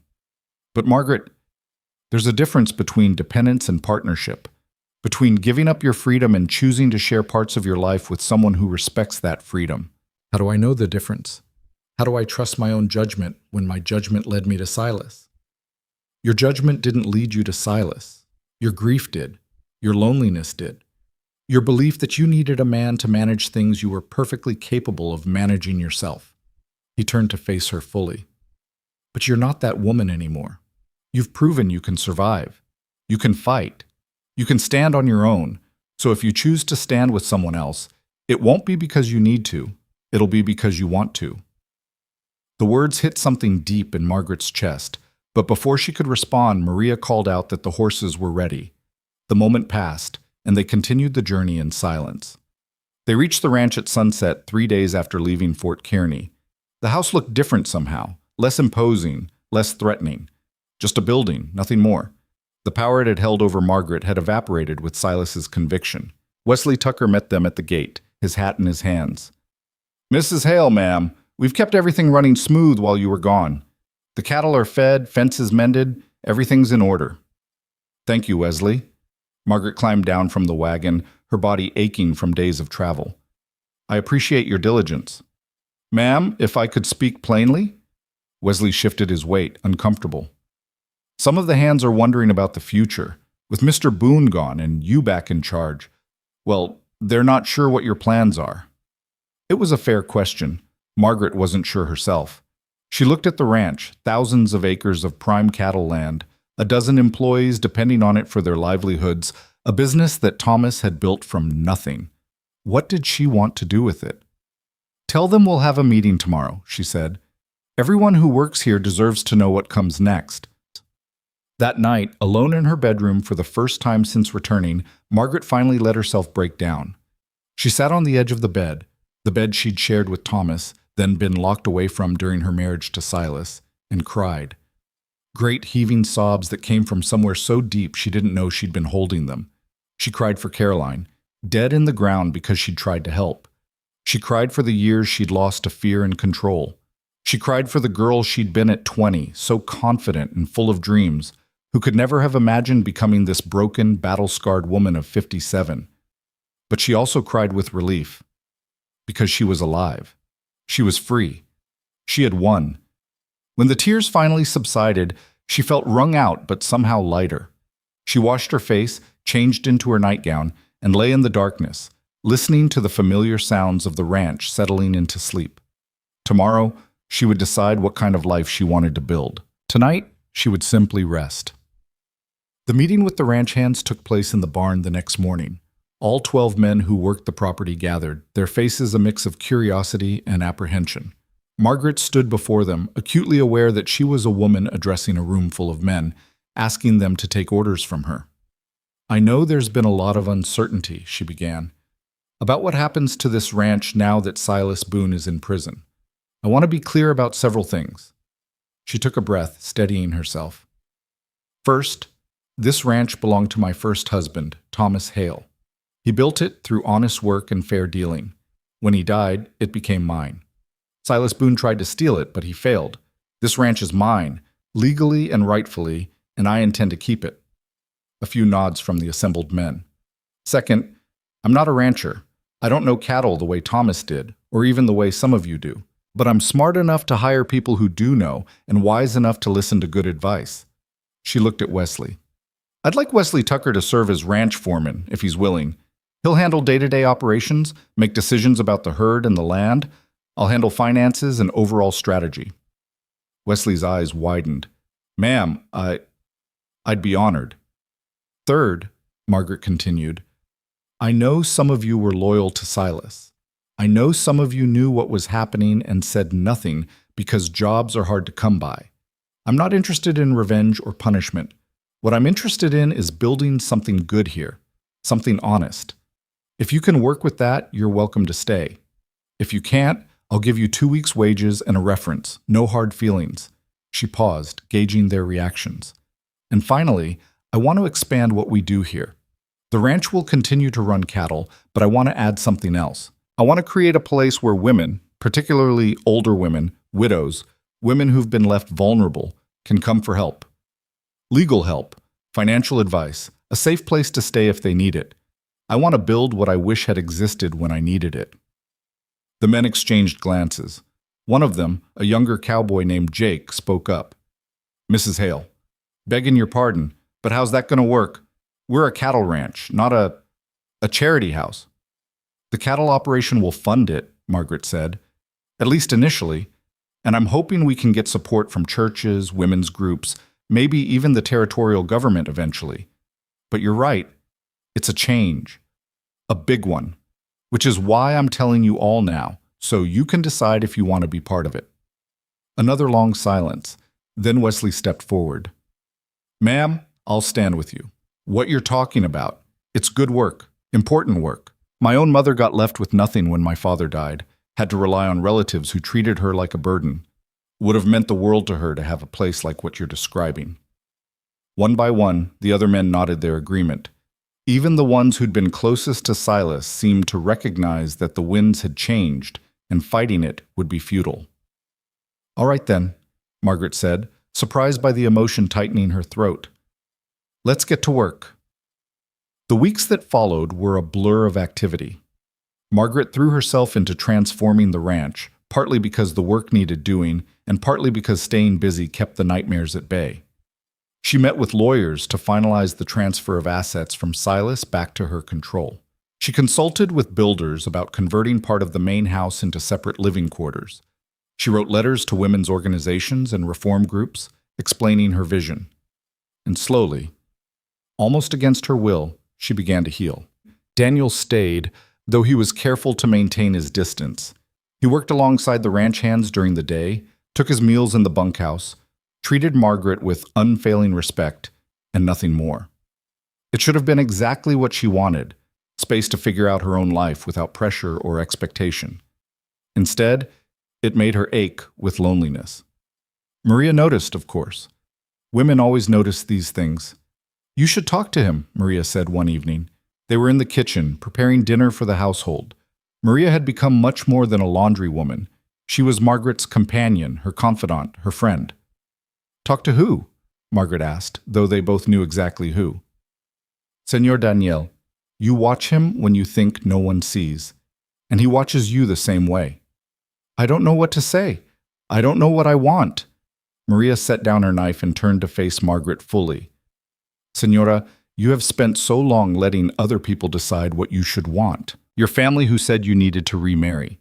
Silas who decided what you should think and feel and do. Even now you let fear decide for you." "I'm not afraid. You are terrified." Maria's voice was gentle but unyielding. "But not of Senor Daniel. You are afraid of yourself, of trusting your own heart. But Senora, your heart led you into that storm to escape. Your heart led you to fight when everyone said to submit. Your heart is strong. Maybe it is time to trust it again." The words stayed with Margaret long after dinner was finished and Maria had gone to bed. She stood on the porch, watching the stars emerge one by one in the darkening sky, and let herself think about what she really wanted. She wanted the ranch to succeed. She wanted to help other women avoid her fate. She wanted to honor Caroline's memory by making sure her death meant something. But she also wanted Daniel, not because she needed him, not because she couldn't survive without him, but because when he was near, the world felt less harsh. Because his quiet strength reminded her of her own. Because at 57 years old, she'd learned that love didn't have to mean losing yourself. It could mean finding yourself reflected in someone else's eyes. The question was whether she was brave enough to reach for it. The answer came unexpectedly, 3 weeks after their return from Fort Kearney. Margaret was in the study, reviewing financial records, when Wesley knocked on the door. "Ma'am, there's someone here to see you. A woman. Says her name is Sarah Pemberton." Margaret set down her pen. "Show her in." The woman who entered was perhaps 40, well-dressed but with a haunted look in her eyes. She clutched a carpetbag in both hands and stood just inside the doorway, as if ready to bolt at any moment. "Mrs. Hale," she said, her voice barely above a whisper. "I read about your trial in the newspaper, about what you did, how you stood up to your husband. I need help." Margaret rose and gestured to a chair. "Please, sit down. Tell me what's happened." Sarah's story spilled out in fits and starts. Her husband, a banker, had been controlling her inheritance just as Silas had controlled Margaret's. When she'd questioned his accounting, he'd threatened to have her committed to an asylum. She'd fled with only what she could carry, but she had nowhere to go, no money of her own, no family who would believe her over him. "I thought maybe the newspaper said you were creating a sanctuary for women like us. I know it's not ready yet, but I didn't know where else to go." Tears streamed down Sarah's face. "I'm sorry. This was foolish. I shouldn't have come." "You did exactly right," Margaret said firmly. She came around the desk and took Sarah's hands. "You came to the right place. We'll help you. I promise." Over the next few days, Margaret threw herself into helping Sarah with the same fierce determination she'd applied to her own case. She contacted Mrs. Briggs, who agreed to take on Sarah's case. She gave Sarah a room in the house, clothes from her own wardrobe, a safe place to recover from her ordeal. And she realized something. This was what she was meant to do. Not just run a cattle ranch, but create a refuge. A place where women could reclaim their lives. The work consumed her, but in the best possible way. More women came, slowly at first, then in a steady trickle. A widow whose brother-in-law was trying to steal her farm. A young woman escaping an arranged marriage to a man 3 times her age. An older woman whose adult children were trying to have her declared incompetent so they could control her property. Each woman had a story. Each woman needed help. And Margaret, who had thought her life was ending at 57, found it was actually just beginning. Daniel watched it all from a distance, helping where he could, fixing broken shutters, carrying heavy loads, lending his quiet, steady presence. But he never pushed for more, never demanded Margaret's attention or time. Until one night when she sought him out. She found him in the barn, checking on a mare that was due to foal. He looked up when she entered, surprise flickering across his face. "Everything all right?" "I need to talk to you," Margaret said. Her heart was pounding so hard she could barely hear her own voice. Daniel set down the brush he'd been using and gave her his full attention. "I'm listening." "You said once that there's a difference between dependence and partnership, between giving up freedom and choosing to share your life with someone." "I remember. I've been thinking about that, about what I want, about what kind of life I want to build, now that I have the freedom to choose." She took a breath. "I want you in it." The words hung in the air between them. Daniel's expression was unreadable. "In what way?" he asked quietly. "I don't know yet. I just know that when you're not around, I miss you. When you are around, everything feels more manageable. Not because you make decisions for me or protect me from the world, but because—" she struggled to find the right words. "Because you see me, the real me. Not the widow who needs managing or the victim who needs saving. Just me." Daniel crossed the space between them slowly, giving her every chance to change her mind, to step back. When he was close enough that she could see the silver in his stubble, the lines around his eyes, he stopped. "Margaret, I need you to understand something. I'm not a rich man. I don't have land or cattle or anything to offer you except myself. And I'm 63 years old. I've got more years behind me than ahead of me. I can't promise you decades of partnership." "I'm 57, Margaret said. "I don't have decades either, but I have now. We both do.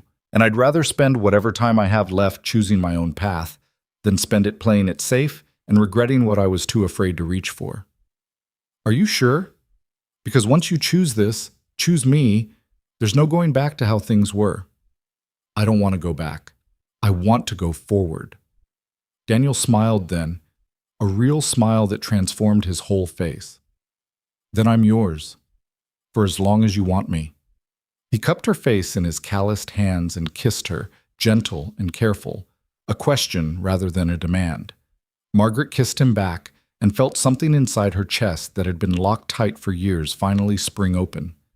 This wasn't the desperate passion of youth. It was something better, the choice of two people who'd lived long enough to know what they were choosing, mature enough to honor it. When they finally pulled apart, Margaret was breathless and slightly dizzy. "I want to do this right," she said. "No rushing, no assumptions. We'll court like civilized people. You'll move out of the bunkhouse into the guest room in the house. We'll see how it goes." "Whatever you want," Daniel said. "As long as I get to be near you, I'll take it." Over the following months, Margaret and Daniel built something together that felt nothing like her marriages and everything like partnership. They shared meals and conversation. They worked side by side, she managing the growing refuge, he helping with everything from construction to counseling frightened women that not all men were threats. They argued sometimes about everything from cattle prices to whether the new wing should have 4 rooms or 6. But the arguments were different from anything Margaret had experienced with Silas. There was no cruelty in them, no power play, just two people with different opinions working toward a solution that served them both. The sanctuary grew. By the time spring arrived, they had 8 women in residence and plans to expand further, Mrs. Bus. Briggs visited regularly, taking on cases for women who couldn't afford legal help otherwise. A local minister's wife started a women's literacy program in the evenings. The ranch hands, initially skeptical, became protective of the women who'd sought refuge there. And Margaret, who'd spent 4 years feeling like a ghost haunting her own life, felt more alive than she had in decades. But the past wasn't quite done with her yet. The letter arrived on a warm April morning. Margaret recognized the handwriting on the envelope immediately, Silas's lawyer, Albert Crawford. Her hand shook as she opened it, Daniel standing beside her in silent support. The letter was brief and businesslike. Silas was appealing his conviction. Crawford was requesting Margaret's presence at a hearing to review new evidence that had allegedly come to light. Evidence, he claimed, that would prove Silas's innocence in Margaret's malicious prosecution. "It's a bluff," Daniel said after reading it. They're trying to scare you into a settlement. Maybe. But what if it's not? Margaret's old fears came rushing back. What if they found something, some technicality that could overturn the verdict? Then we fight again. But Margaret, you can't live in fear of what might happen. You'll drive yourself mad. She knew he was right, but knowing and feeling were different things. Mrs. Briggs, when consulted, was dismissive of Crawford's claims. Appeals are common, winning them is rare. Unless they have genuinely new evidence, which I doubt, this is just legal posturing. They're hoping you'll panic and agree to return some of the assets to avoid another trial. I won't give him a penny, Margaret said. Not after what he did to Caroline. Good. Then we prepare our defense and let the law run its course. The hearing was set for late May, back at Fort Kearney. As the date approached, Margaret found herself cycling through emotions: anger, fear, determination, exhaustion. Some nights she slept soundly, confident in her case. Other nights she lay awake, imagining worst-case scenarios where Silas walked free and came after her with a vengeance. Daniel stayed close during those weeks, a steadying presence. He didn't try to talk her out of her fears or tell her everything would be fine. He just stayed, solid and reliable, reminding her that whatever happened, she wouldn't face it alone. I'm glad you're here, Margaret told him one evening as they sat on the porch watching the sunset. I don't think I could do this without you. Yes, you could, Daniel said. You did it before I came along, but I'm glad you don't have to. The women at the sanctuary rallied around her too. Sarah Pemberton, whose own case was now moving through the courts, organized the others to keep the ranch running smoothly while Margaret was gone. They held a small gathering the night before she left for Fort Kearney. Nothing fancy, just coffee and cake and testimonials from women whose lives Margaret had changed. You showed us it's possible, one woman said, to fight back, to win. Whatever happens at this hearing, you've already won, because you've given all of us hope. Margaret had to excuse herself to cry in the kitchen. Maria found her there and wrapped her in a fierce hug. You will win again, Maria said firmly, because you are stronger than fear, stronger than him. Margaret wanted to believe it, but as the wagon carried her and Daniel back toward Fort Kearney for the second time, doubt gnawed at her. What if the jury had gotten it wrong? What if there really was evidence she'd missed? What if Silas, even from prison, had found a way to destroy her after all? The hearing was held in the same courtroom where Silas had been convicted, but this time the atmosphere was different. There was no jury, just Judge Walsh reviewing the appeal. Crawford presented his new evidence with dramatic flair, testimony from a handwriting expert claiming the documents Margaret had used as evidence showed signs of forgery. Your Honor, Crawford said, we have reason to believe that Mrs. Boone, in her desperation to escape a marriage she regretted, fabricated much of the evidence against my client. The handwriting analysis suggests several key documents were altered or entirely forged. Margaret's stomach dropped. She looked at Mrs. Briggs, who seemed unruffled. Your Honor, Mrs. Briggs said when it was her turn, the defense's handwriting expert is a man who's testified in 3 other cases, all of them overturned because his methods were found to be unreliable. Furthermore, we have the original documents, secured by the federal marshals at the time of Mr. Boone's arrest. They've been in locked evidence storage ever since. Unless the defense is suggesting that Mrs. Hale somehow broke into federal custody to alter evidence, this claim is baseless. She presented her own expert, a man with impeccable credentials from a university back east, who testified that the documents were authentic and unaltered. Crawford tried to poke holes in the testimony, but it was clear he was grasping at straws.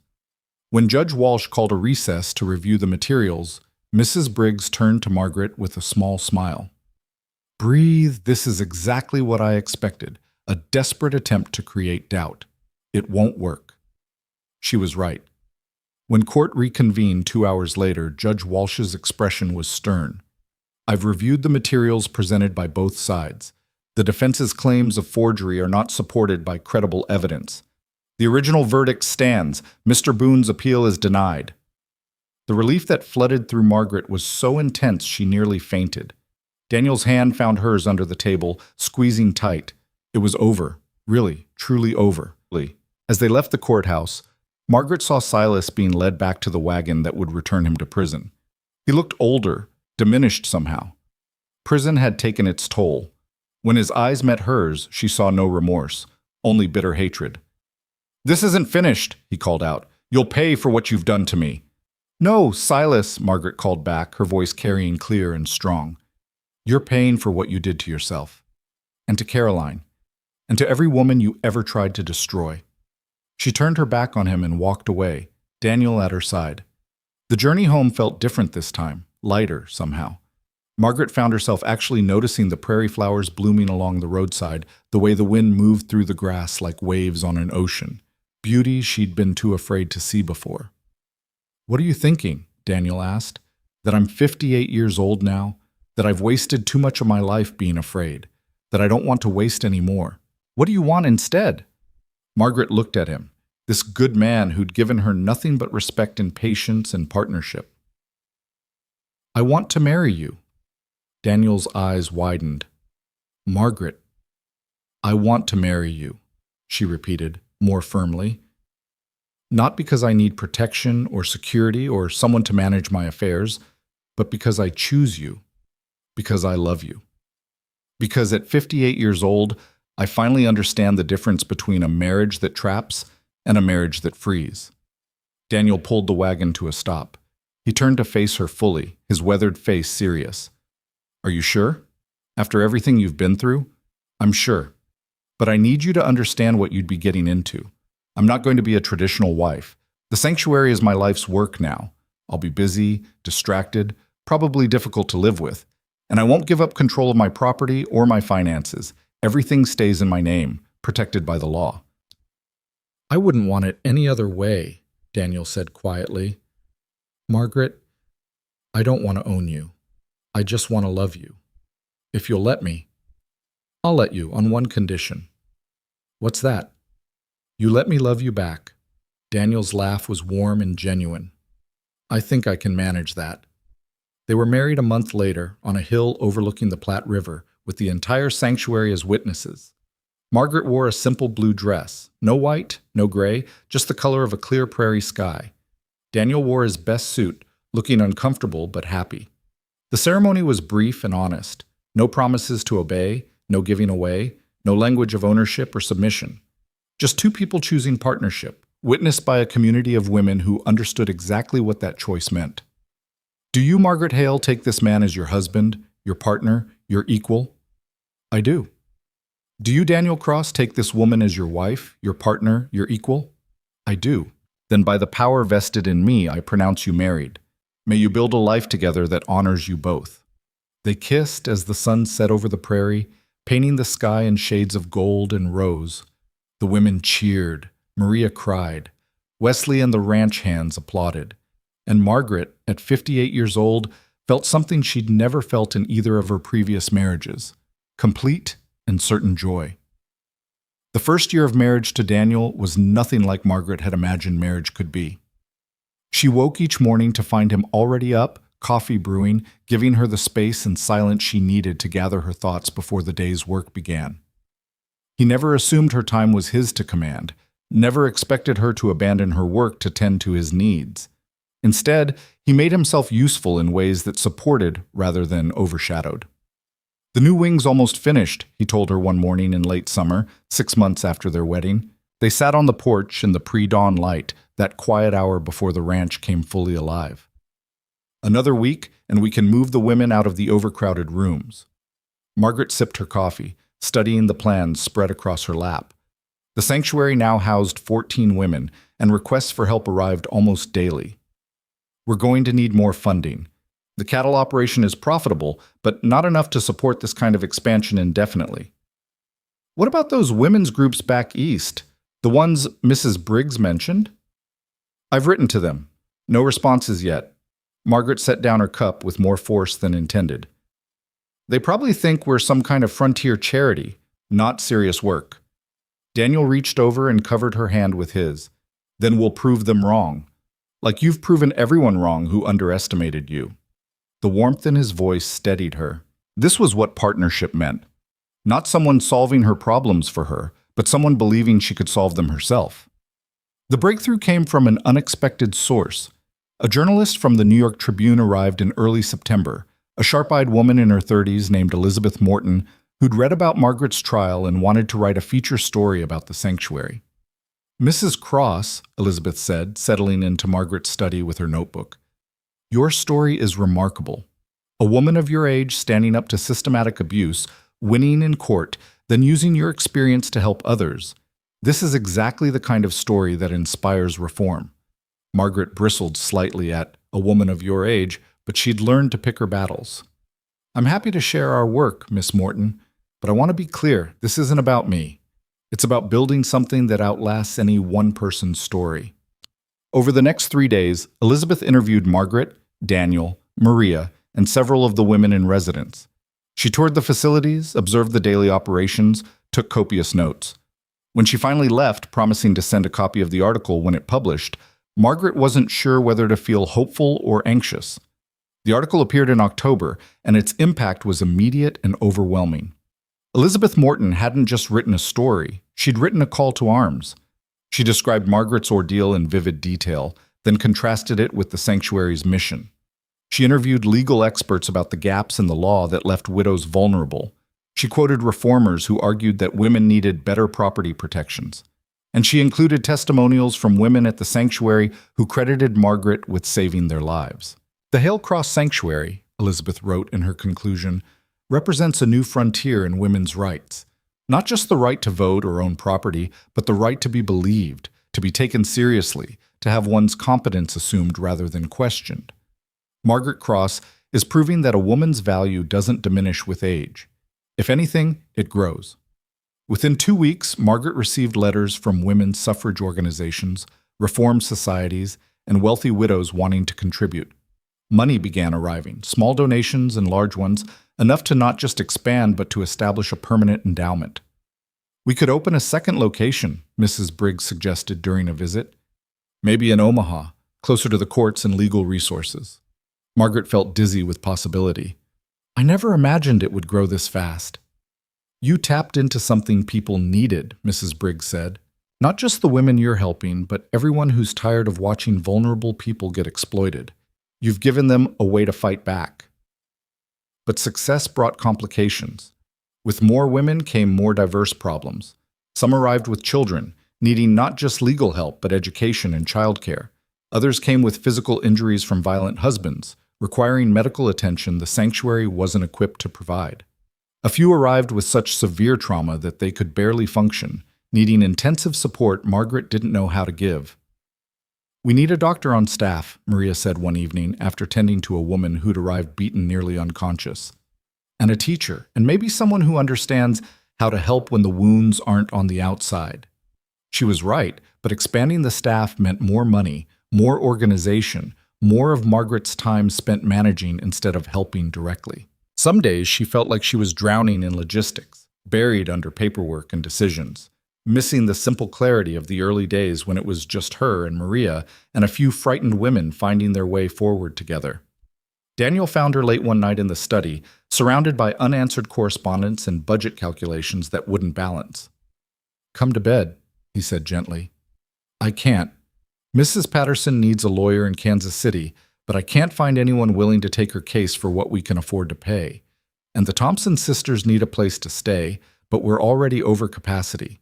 And the county is making noise about zoning regulations because apparently we're not classified correctly as either a business or a residence," or her voice broke. "I don't know how to do this. It's too much." Daniel crossed the room and knelt beside her chair, taking her hands. "You're trying to save everyone at once, but Margaret, you're one person. You can't fix every broken thing in the world. But I have to try. After everything I went through, after Caroline died, after all of it, if I don't use what I learned to help others, what was the point?" "The point," Daniel said firmly, "is that you survived, that you built a life worth living, that you're helping as many people as you can. But helping them doesn't mean destroying yourself in the process." Margaret wanted to argue, but exhaustion overwhelmed her. She let Daniel lead her to their bedroom, let him help her out of her day dress and into her nightgown like she was a child. She fell asleep with his arms around her, and for once the nightmares stayed away. The next morning, she made decisions that felt like admissions of failure, but were actually acts of wisdom. She would hire an administrator to manage the daily operations of the sanctuary. She would refer cases she couldn't handle to other lawyers, other organizations, instead of trying to solve everything herself. She would set boundaries around her time and energy, recognizing that burning herself out helped no one. "It feels like giving up," she confessed to Sarah Pemberton, who'd become something like a friend in the months since her arrival. Sarah's own legal case had been resolved successfully, but she'd chosen to stay at the sanctuary, working as a bookkeeper and helping newer arrivals navigate their situations. "It's not giving up," Sarah said. "It's growing up. The sanctuary is bigger than you now. That's a good thing.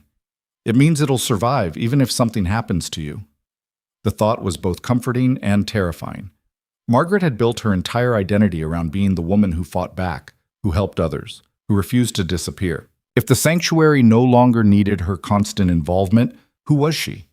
She posed the question to Daniel one evening as they walked the property together, something they'd made a habit of doing as the days grew shorter and autumn settled over the prairie. "You're Margaret," Daniel said simply. "Wife, friend, rancher, advocate, but also just a woman who likes watching sunsets and drinking coffee on the porch and reading novels by lamplight. You're allowed to be more than your trauma and your mission."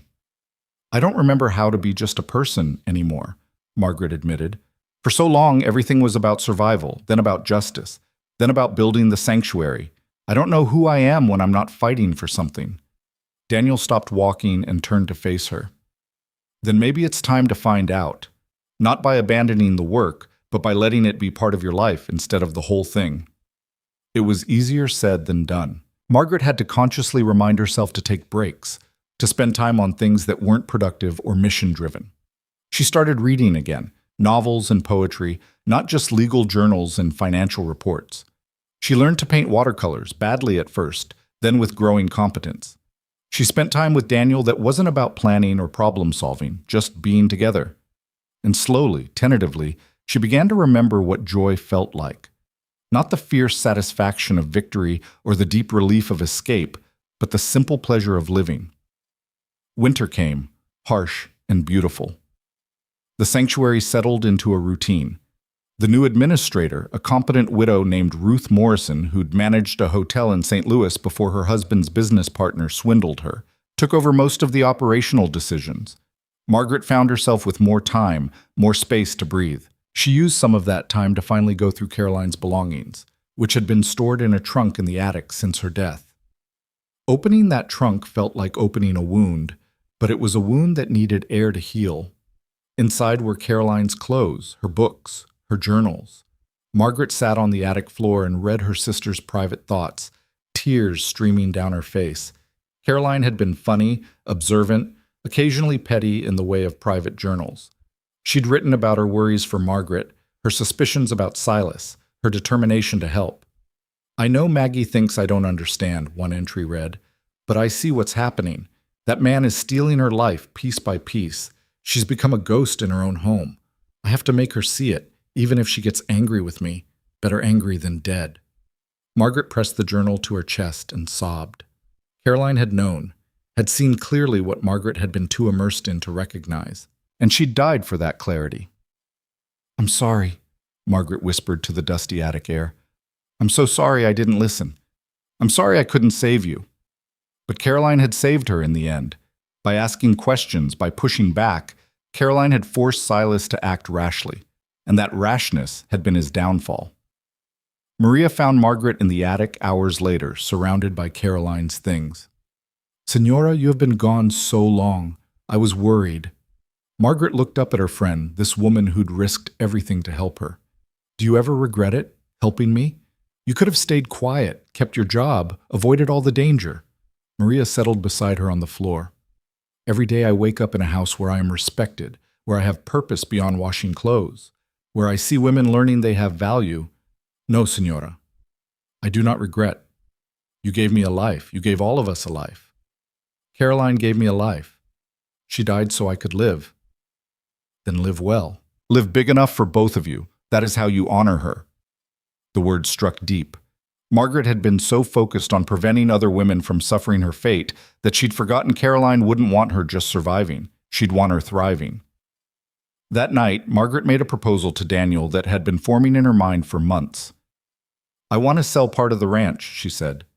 They were in bed, the lamp turned low, the kind of intimate darkness that made honesty easier. "Not the main house or the sanctuary, but the outer acreage.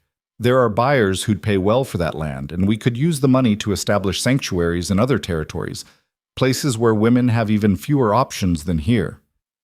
Daniel was quiet for a moment. "That land represents a lot of your security. If something went wrong, if the sanctuary failed—" "It won't fail. It's bigger than me now, like Sarah said. And Daniel, I don't need that much land to feel secure anymore. I need purpose. I need to know I'm using everything I have, money, land, influence, to make things better." "Then let's do it," Daniel said simply.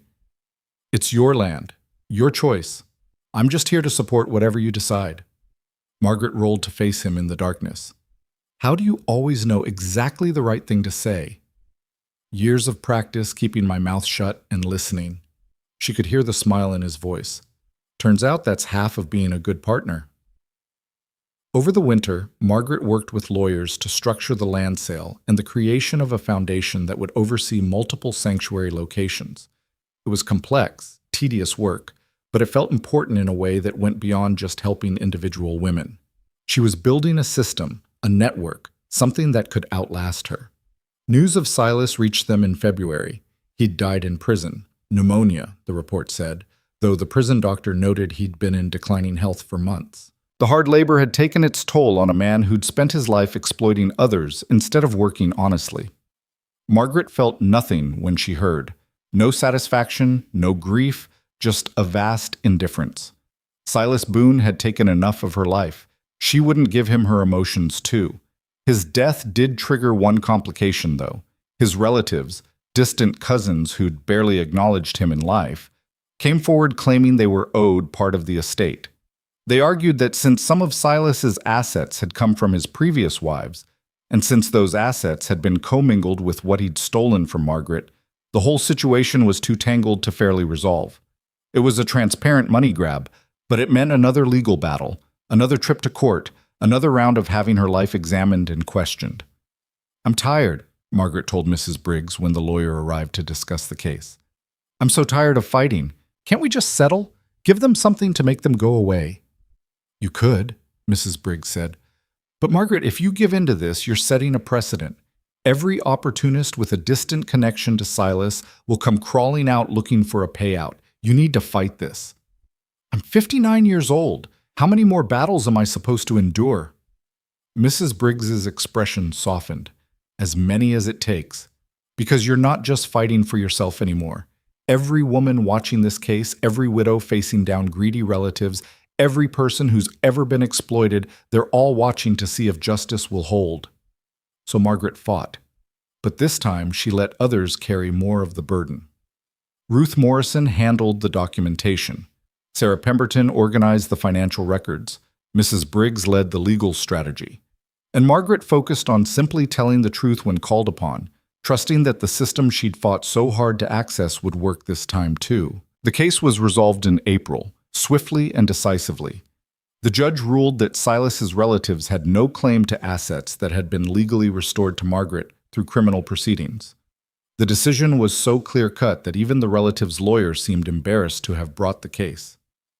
"It's really over now," Daniel said that night as they sat on their porch, watching spring arrive on the prairie. "No more appeals, no more challenges. You're free." Margaret tested the word in her mind. Free.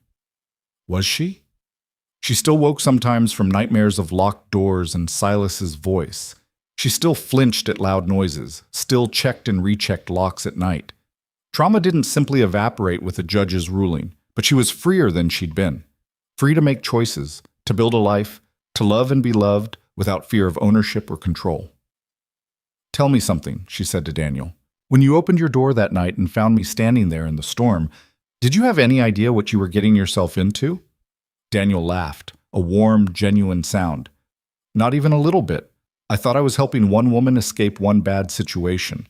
I didn't know I was signing up for trials and legal battles and running a sanctuary and He gestured at the compound that had grown up around the original ranch house. All of this. Do you regret it? He turned to look at her, his weathered face serious in the lamplight. Margaret, marrying you is the best decision I've ever made. Every day with you is better than every day before you. So no. No regrets. The words settled around Margaret's heart like a warm blanket. This was what she'd needed to hear, though she hadn't known it until he said it. Not just that he loved her, but that he chose her, continued choosing her every day, even when things were hard. As spring turned to summer, the sanctuary thrived. 3 more locations opened in other territories, each one modeled on what Margaret had built, but adapted to local needs. Women arrived, were helped, and moved on to rebuild their lives. Some stayed, like Sarah and Maria, becoming part of the permanent staff. Others left but kept in touch, sending letters describing their new lives, their victories, their continuing struggles. Margaret kept every letter. She posted some of them on a board in the main hall, a testament to what was possible when women were given support instead of dismissal, belief instead of suspicion, tools instead of platitudes. One letter in particular moved her to tears.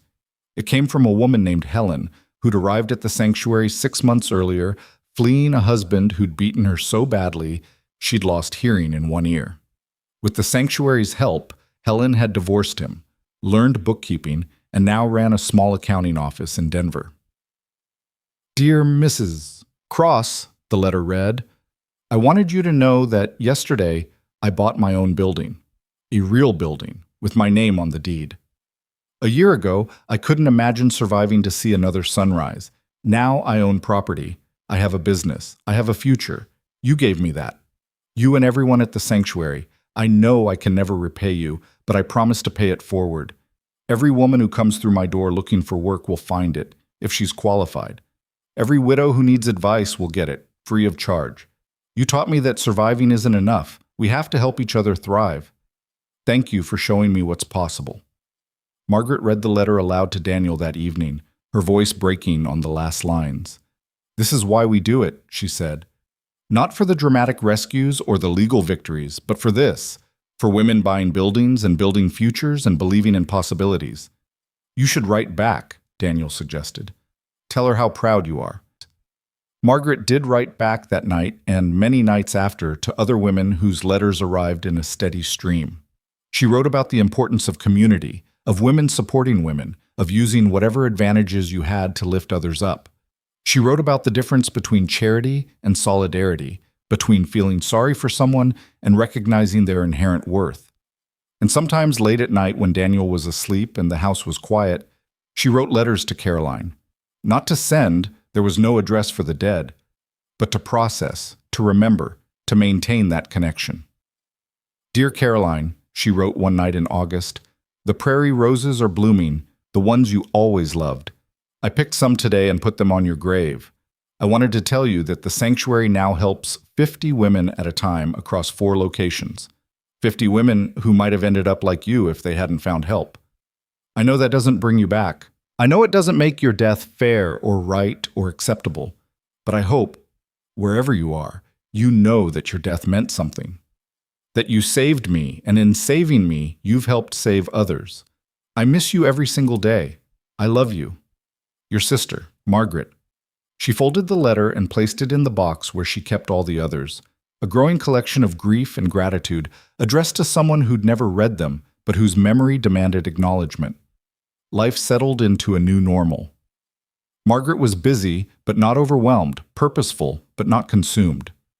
She and Daniel had developed rhythms, morning coffee together, evening walks, weekly dinners with Maria and Sarah, and whoever else wanted to join. They'd built something that felt sustainable, a life that had room for work and rest, purpose and pleasure.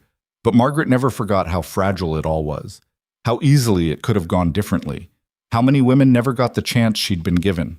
On her 60th birthday, the women of the sanctuary threw her a surprise celebration. They'd baked a cake, hung decorations, gathered in the main hall to toast her with lemonade and share stories. When I arrived here, one woman said, I was convinced my life was over. I was 45, divorced, penniless. Everyone I knew had written me off. But Mrs. Cross looked at me and saw possibility. She told me I wasn't too old to start over. and she was right. Another woman stood. Mrs. Cross taught me that asking for help isn't weakness, that admitting you can't do everything alone is actually strength, because it means you're smart enough to know your limits and brave enough to reach past them. One by one, the women shared their stories, their gratitude, their transformation. And Margaret, surrounded by this community she'd built, felt something shift inside her. She'd spent so long seeing herself through the lens of what had been done to her, victim, survivor, fighter. But looking at these women, seeing herself reflected in their eyes, she realized she was something more. She was a builder, a teacher, a catalyst for change. She was exactly who she needed to be at exactly the right time. When the celebration wound down and people dispersed to their evening routines, Daniel found Margaret standing alone in the hall, looking at the photographs that lined the walls. Pictures of women who'd passed through the sanctuary, moved on, built new lives. "What are you thinking?" he asked. Margaret smiled, a real smile that reached her eyes. "I'm thinking that I'm 60 years old. That 20 years ago, I thought my life was ending because Thomas died. That 5 years ago, I thought my life was ending because Silas was killing me. And here I am, more alive than I've ever been." "Here's to the next 20 years, Daniel said, raising an imaginary glass. "Here's to tomorrow," Margaret corrected, "because I've learned that's all we ever really have. Tomorrow, and the choice to make it count." They stood together in the quiet hall, two people who'd found each other in the storm and built something beautiful from the wreckage. Outside, the prairie stretched endlessly under a sky full of stars. Somewhere out there, women were suffering, fighting, surviving. And here, in this place Margaret had built from her own survival, there was hope. It wasn't a fairy tale ending. There would be more challenges, more battles, more moments of doubt and fear. But Margaret had learned something crucial. She was strong enough to face them. And more importantly, she didn't have to face them alone. At 60 years old, standing in the sanctuary she'd built, surrounded by the evidence of lives changed and futures reclaimed, Margaret Hale Cross understood something she'd never quite grasped before. Freedom wasn't just about escaping captivity. It was about building something better in its place. It was about transforming pain into purpose, survival into strength, fear into fierce determination. And love, when chosen freely between equals, wasn't a cage. It was wings. The letter arrived on a Tuesday morning in late September, 3 years after Margaret's 60th birthday. She was in the garden, harvesting the last of the summer vegetables with Maria, their hands dirt-stained and their conversation easy. Daniel brought the envelope out to her, his expression unreadable. "It's from the territorial legislature," he said. Margaret wiped her hands on her apron and took the letter, her heart suddenly racing. The sanctuary had been operating for nearly 6 years now, helping hundreds of women, but it still existed in a legal gray area. Despite their success, despite the glowing press coverage, and the growing support from reform organizations, they'd faced constant challenges from local authorities who didn't quite know how to categorize what they were doing. She opened the envelope, scanning the official letterhead, bracing herself for yet another regulatory complication. Then she read the words again, certain she'd misunderstood. "They want to grant us official status," she said slowly, her voice rising with disbelief. "As a charitable institution, full legal recognition, tax exemptions, everything. They're citing us as a model for reform legislation about widows' rights and property protection." Maria let out a whoop of joy. Daniel's face split into a rare, genuine grin, and Margaret stood there holding the letter, feeling like the ground had shifted beneath her feet. "This means it's permanent," she whispered. "It means they can't shut us down on a bureaucratic whim. It means we're legitimate." "You were always legitimate," Daniel said quietly. "Now the law is just catching up." The official ceremony took place 6 weeks later in the territorial capital. Margaret traveled there with Daniel, Maria, Sarah, Ruth, and Mrs. Briggs, a delegation representing everything the sanctuary had become. She'd been nervous about the journey. At 63, travel was harder on her body than it used to be, her joints aching in the cold autumn air. But she knew the importance of showing up, of putting a face to the name. The territorial governor, a reform-minded man named James Fletcher, presented the charter himself in a packed legislative chamber. Margaret stood before the assembled politicians and reformers, acutely aware that she was probably the oldest person in the room, certainly one of the few women, and definitely the only one who'd testified against her own husband in a murder trial.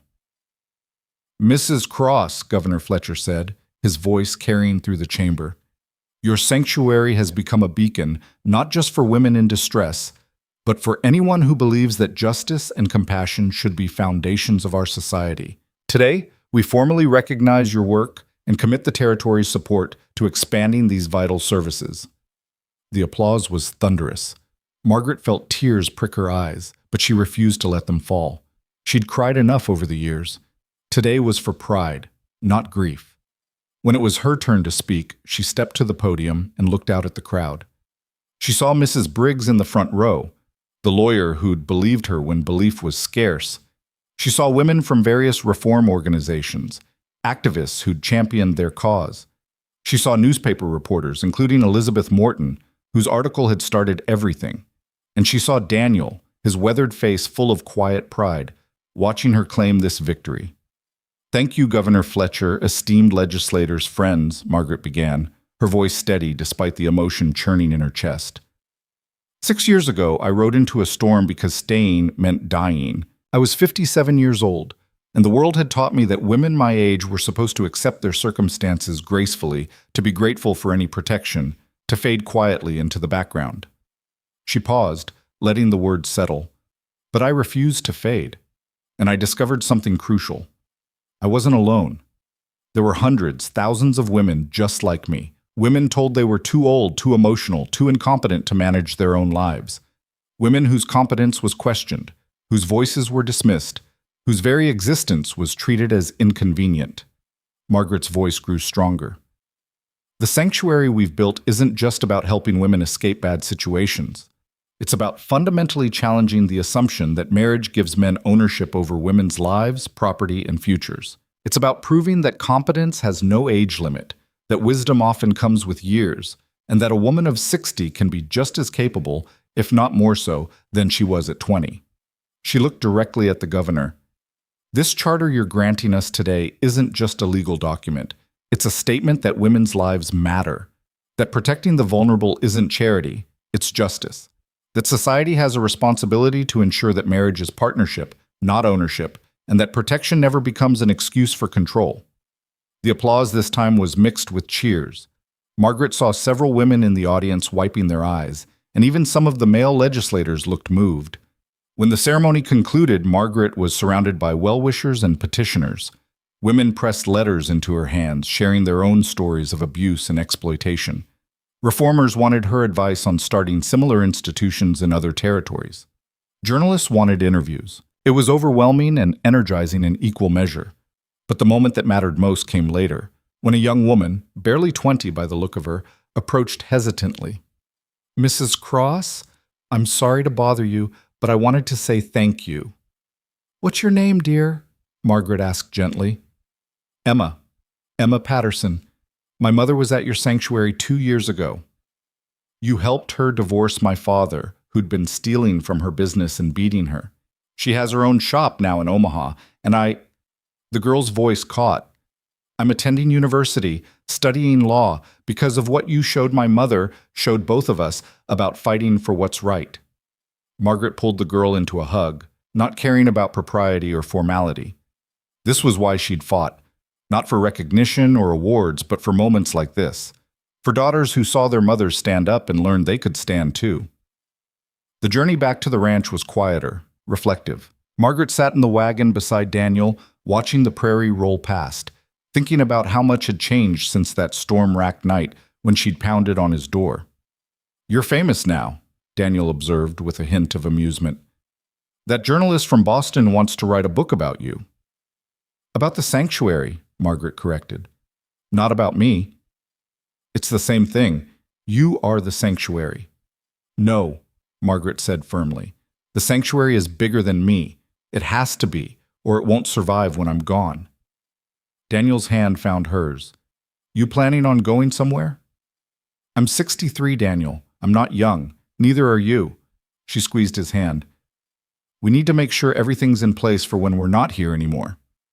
It was a conversation they'd been avoiding, but it needed to happen.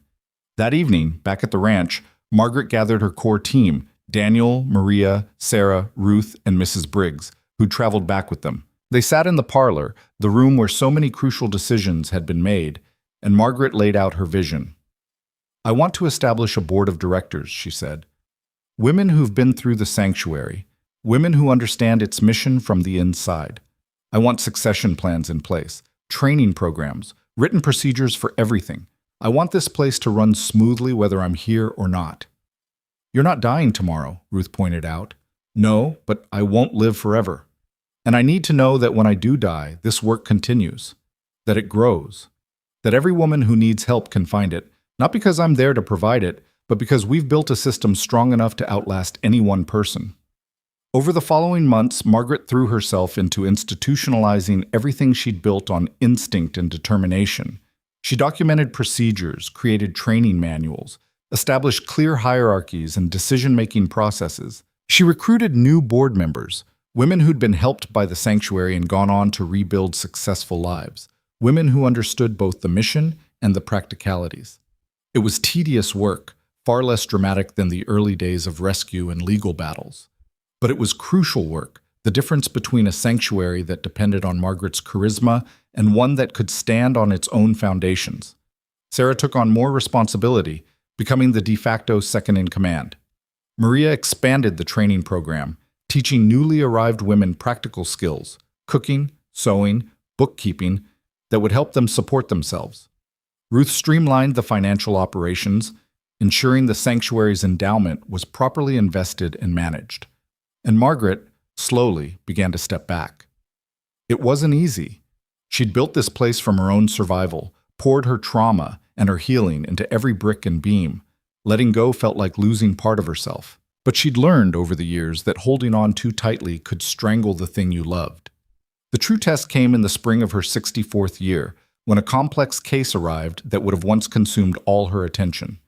A woman named Catherine arrived with 3 children, fleeing a husband who'd used his position as a banker to systematically drain her family inheritance. The legal situation was tangled, involving multiple jurisdictions and powerful people who wanted the case to disappear. Margaret's instinct was to dive in, to take control, to fight this battle herself. Instead, she stepped back and let Sarah handle it. She watched from the sidelines as Sarah coordinated with Mrs. Briggs, gathered evidence, built the case. She offered advice when asked, but didn't insert herself into decisions. And she discovered something remarkable. Sarah was better at this than Margaret had been. Younger, more energetic, with fresh perspectives on old problems. When Catherine's case was won, her inheritance restored, her husband facing fraud charges, Margaret felt nothing but pride. Not diminishment, not irrelevance, but the deep satisfaction of knowing she'd trained someone capable of carrying on the work. "You did good," she told Sarah that night. "I learned from the best," Sarah replied. "But Margaret, you need to know. I can handle the legal cases and the daily operations. But the vision, the heart of this place, that's still you. That will always be you." It was the balance Margaret had been searching for. She could step back from the day-to-day work without abandoning her purpose. She could trust others while still being available when truly needed. She could be the sanctuary's founder and guiding spirit without being its only engine. That summer, Daniel's health began to decline. Nothing dramatic, just the slow erosion of time. His joints ached more. His breathing grew labored after physical work. He moved slower, tired more easily. He was 69 years old, and the years of hard labor on the postal routes had taken their toll. Margaret watched him struggle with the limitations of aging, saw the frustration in his eyes when his body couldn't do what his mind demanded. She understood that frustration intimately. "We're getting old," she said one evening. They sat on the porch, as they had countless times, watching the sun paint the prairie in shades of gold and crimson. "Both of us." "Noticed that, did you?" Daniel's voice was dry but warm. "I've been thinking about what comes next. For us, personally." Margaret hesitated, uncertain how to phrase what she wanted to say. "The sanctuary runs itself now. We've built something that will outlast us. So what do we want to do with the time we have left?" Daniel was quiet for a long moment. "I want to spend it with you. However many years, months, or days that is, I want them to be ours. not filled with meetings and crises and other people's emergencies. Just us, living the life we've earned. The idea was both appealing and terrifying. Margaret had spent so long defining herself through her work, through helping others, that the thought of simply living felt almost selfish. But maybe, she thought, she'd earned a little selfishness. They announced their plans at the sanctuary's 7th anniversary celebration that fall. Margaret would step down as director, transitioning to an advisory role. Sarah would take over daily operations. Ruth would continue managing finances. Maria would oversee the training programs, and Margaret and Daniel would remain on the property, available for consultation but no longer carrying the weight of every decision. "This place saved my life," Margaret told the assembled crowd. Staff, residents, supporters, everyone who'd made the sanctuary possible. But it also became my life, and I hope, that I've done enough that it can continue without me at the center. I want to spend my remaining years living, not just surviving or fighting or building. I want to remember what it feels like to simply be. The transition wasn't seamless. There were bumps, moments when Margaret had to bite her tongue to keep from interfering, times when she disagreed with decisions being made. But slowly, painfully, she learned to let go. And in the space that letting go created, she discovered something unexpected: contentment. She and Daniel fell into new rhythms: morning coffee on the porch, watching the sanctuary come alive without needing to direct it. Afternoon walks across the prairie, slower now, but no less meaningful. Evenings reading together or painting or simply sitting in comfortable silence. They took a trip to Kansas City, something Margaret had always wanted to do but never had time for. They visited museums and theaters, stayed in a hotel where someone else made the beds and cooked the meals. Margaret felt like a girl again, experiencing the world with fresh eyes. "I never thought I'd have this," she told Daniel one night in their hotel room. "A real marriage, partnership, someone who sees me as an equal and treats me that way." "I never thought I'd find someone worth building a life with," Daniel replied. "After Sarah died, I figured my time for that was past. You proved me wrong." They returned to the ranch renewed, ready to enjoy whatever time they had left. Margaret still consulted on difficult cases, still offered advice when asked, still wrote letters to the women who'd passed through the sanctuary. But it was no longer her whole life, just a part of it, balanced with other parts: love, leisure, simple existence. Maria married that winter, a kind ranch hand named Jose, who'd worked on the property for years. Margaret cried at the wedding, remembering her own marriage to Danielle, the joy of choosing love freely. She saw herself reflected in Maria's face, a woman who'd survived hardship and found happiness on the other side. "You were right, Senora," Maria whispered during the reception. "Love after survival is different, better, because you know what you're choosing." The years passed, gentler now, Margaret's 65th birthday, then her 66th, Daniel's 70th.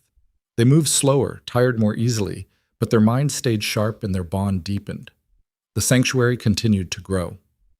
By Margaret's 67th birthday, there were 10 locations across 4 territories, helping thousands of women. Legal reforms were being passed, inspired by the advocacy work that had grown from Margaret's original fight. Widows' property rights were being strengthened. Courts were taking women's testimony more seriously.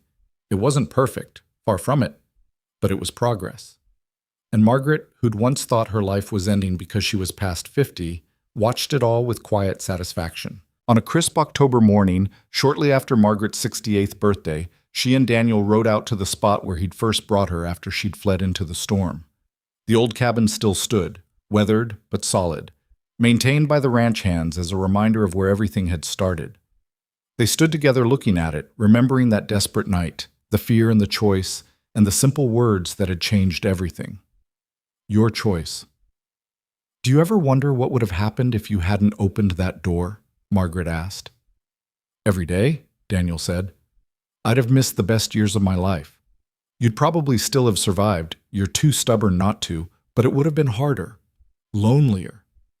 I was so scared that night, terrified that you'd send me away or believe Silas or decide helping me was too much trouble.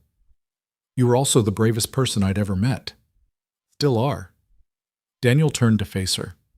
"Margaret, I need to tell you something, in case I don't get another chance." The seriousness in his voice made Margaret's heart clench. What is it?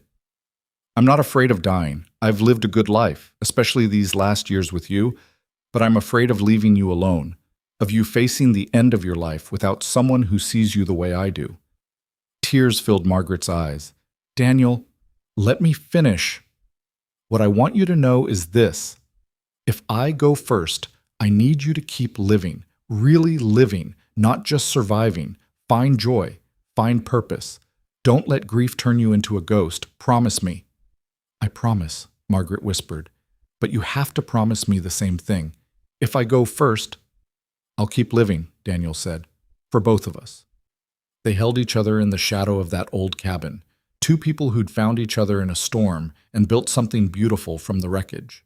The prairie wind whispered around them, carrying the scent of autumn grass and possibility. That winter was harsh, the cold settling into bones made brittle by age. Daniel's breathing grew more labored, his movements more painful. Margaret watched him struggle and felt helpless in a way she hadn't since Silas's trial. She could fight men and laws and systems of oppression, but she couldn't fight time. On a night in February, with snow falling softly outside their window, Daniel's breathing changed. Margaret, who'd been dozing in a chair beside their bed, jerked awake. She knew, with the terrible clarity of someone who'd watched death before, that this was the end. Daniel, she whispered, taking his hand. I'm here. His eyes opened, focusing on her with effort. Margaret, my Margaret. Don't try to talk, save your strength. For what? His smile was weak but genuine. I'm dying, love. We both know it. The words cut through her, but she refused to fall apart. Not yet. He needed her strong right now. You kept your promise, Daniel said softly. You built something that mattered. You changed the world. I'm so proud to have been part of your life. You didn't just be part of my life. You gave me a life worth living. You showed me what partnership could be, what love should be. Remember your promise, Daniel whispered. Keep living. For both of us. I will. I promise. His hand squeezed hers one last time, then relaxed. His breathing slowed, quieted, and finally stopped. Margaret sat holding his hand in the quiet room, watching the snow fall outside, and felt the bottom drop out of her world. Daniel Cross died on February 15th at the age of 71. They buried him on the hill overlooking the Platte River, in the spot where he'd asked Margaret to marry him. The funeral was simple but well attended, ranch hands and sanctuary staff, women whose lives he'd touched, friends who'd come to respect the quiet man who'd stood beside Margaret through everything. Margaret stood at the grave and spoke through her tears.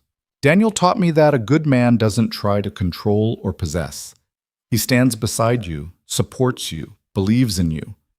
He gives you choice, not commands. He offers partnership, not ownership. The world would be a better place if more men understood what Daniel knew instinctively, that women are not property to be managed, but partners to be respected. She placed a prairie rose on his grave, the same kind that had bloomed the night they married, and walked away feeling like half of herself had been buried with him. The grief was crushing. For weeks, Margaret moved through her days in a fog, going through the motions of living without really feeling alive. She'd lost Thomas to an accident, Caroline to murder, and now Daniel to time. At 68 years old, she'd survived so much, fought so many battles, and she was tired. So desperately tired, it would have been easy to give up, to let the grief consume her, to fade quietly like the world had always expected her to do. But she'd made a promise. Slowly, painfully, Margaret began to keep it. She forced herself out of bed each morning. She took walks across the prairie, even when her joints ached and her heart hurt. She visited the sanctuary, not to work, but to be around people, to remember why she'd fought so hard to survive. Maria stayed close during those dark months, a quiet presence when words failed. Sarah made sure Margaret ate, rested, took care of herself. Ruth handled all the practical details of death, the legal paperwork, the estate matters, the endless bureaucracy that accompanied loss. And gradually, like spring returning to the frozen prairie, Margaret began to heal. It wasn't the same as healing from Silas's abuse. That had been a wound inflicted by cruelty, and healing had meant reclaiming what was stolen. This was different. This was grief for love freely given and fully received. It hurt differently because Daniel had been chosen, not imposed. His absence was a void, not a relief. But even in grief, Margaret found purpose. She started writing her memoirs, not because she thought her life was so remarkable, but because women kept writing to ask how she'd done it, how she'd survived, fought, built something meaningful from the ashes of trauma. "I want women to know they're not alone," she told Sarah one afternoon as they worked in the sanctuary's office. "I want them to understand that age doesn't mean the end of possibility, that 60 or 70 or 80 can be just as vital as 20, that survival is enough, but thriving is better." The manuscript grew slowly, painfully. Writing meant reliving every moment: Thomas's death, Silas's abuse, Caroline's murder, the storm-racked night of her escape. But it also meant remembering Daniel's kindness, the sanctuary's growth, the hundreds of women whose lives had changed. On Margaret's 70th birthday, the sanctuary threw a celebration that drew people from across the territories. Former residents arrived with their children, their success stories, their gratitude. Reformers and politicians came to honor the work. Journalists wanted interviews about the memoir, which would be published the following year. Margaret stood before the crowd, older now, her hair silver, her face lined with decades of sun and struggle, and felt something she'd never quite felt before: completion. 30 years ago, she said, her voice strong despite her age, "I thought my life was ending because my first husband died. 20 years ago, I thought my life was ending because my second husband was trying to kill me. 15 years ago, I thought my life was ending because the man I truly loved was gone." She paused, looking at the faces before her, young and old, hopeful and hurting, all of them connected by the thread of survival. "But here I am at 70, more alive than I ever imagined possible. I've learned something crucial. Our lives don't end when the world tells us they should. They end when we stop fighting for them, when we stop reaching for joy, for purpose, for connection, when we accept the limitations others try to impose rather than defining our own possibilities." The applause was thunderous, but Margaret wasn't finished. "This sanctuary exists because I refuse to accept that being 57 meant being powerless. It exists because hundreds of you refused to accept that your lives were over just because you were widowed or divorced or deemed too old to matter. And it will continue to exist because we've built something stronger than any one person, a community, a movement, a promise that women's lives have value at every age." That evening, after the crowds had dispersed and quiet had settled over the ranch, Margaret walked alone to Daniel's grave. She'd made it a habit to visit every week, to talk to him about everything happening at the sanctuary, to share her thoughts and fears and victories. "I kept my promise," she told the headstone. "I'm still living. Not just surviving, but really living. The memoir is nearly done, the sanctuary is thriving, and Daniel, I'm happy. Not the way I was happy with you. That was its own perfect thing. But happy in a different way. Content. Purposeful. Alive." She placed a fresh prairie rose on the grave and stood in the gathering darkness, feeling the wind carry her words across the endless prairie. Margaret lived for 7 more years, watching the sanctuary expand to 15 locations, seeing legal reforms she'd championed become law, mentoring young women activists who saw her as a pioneer.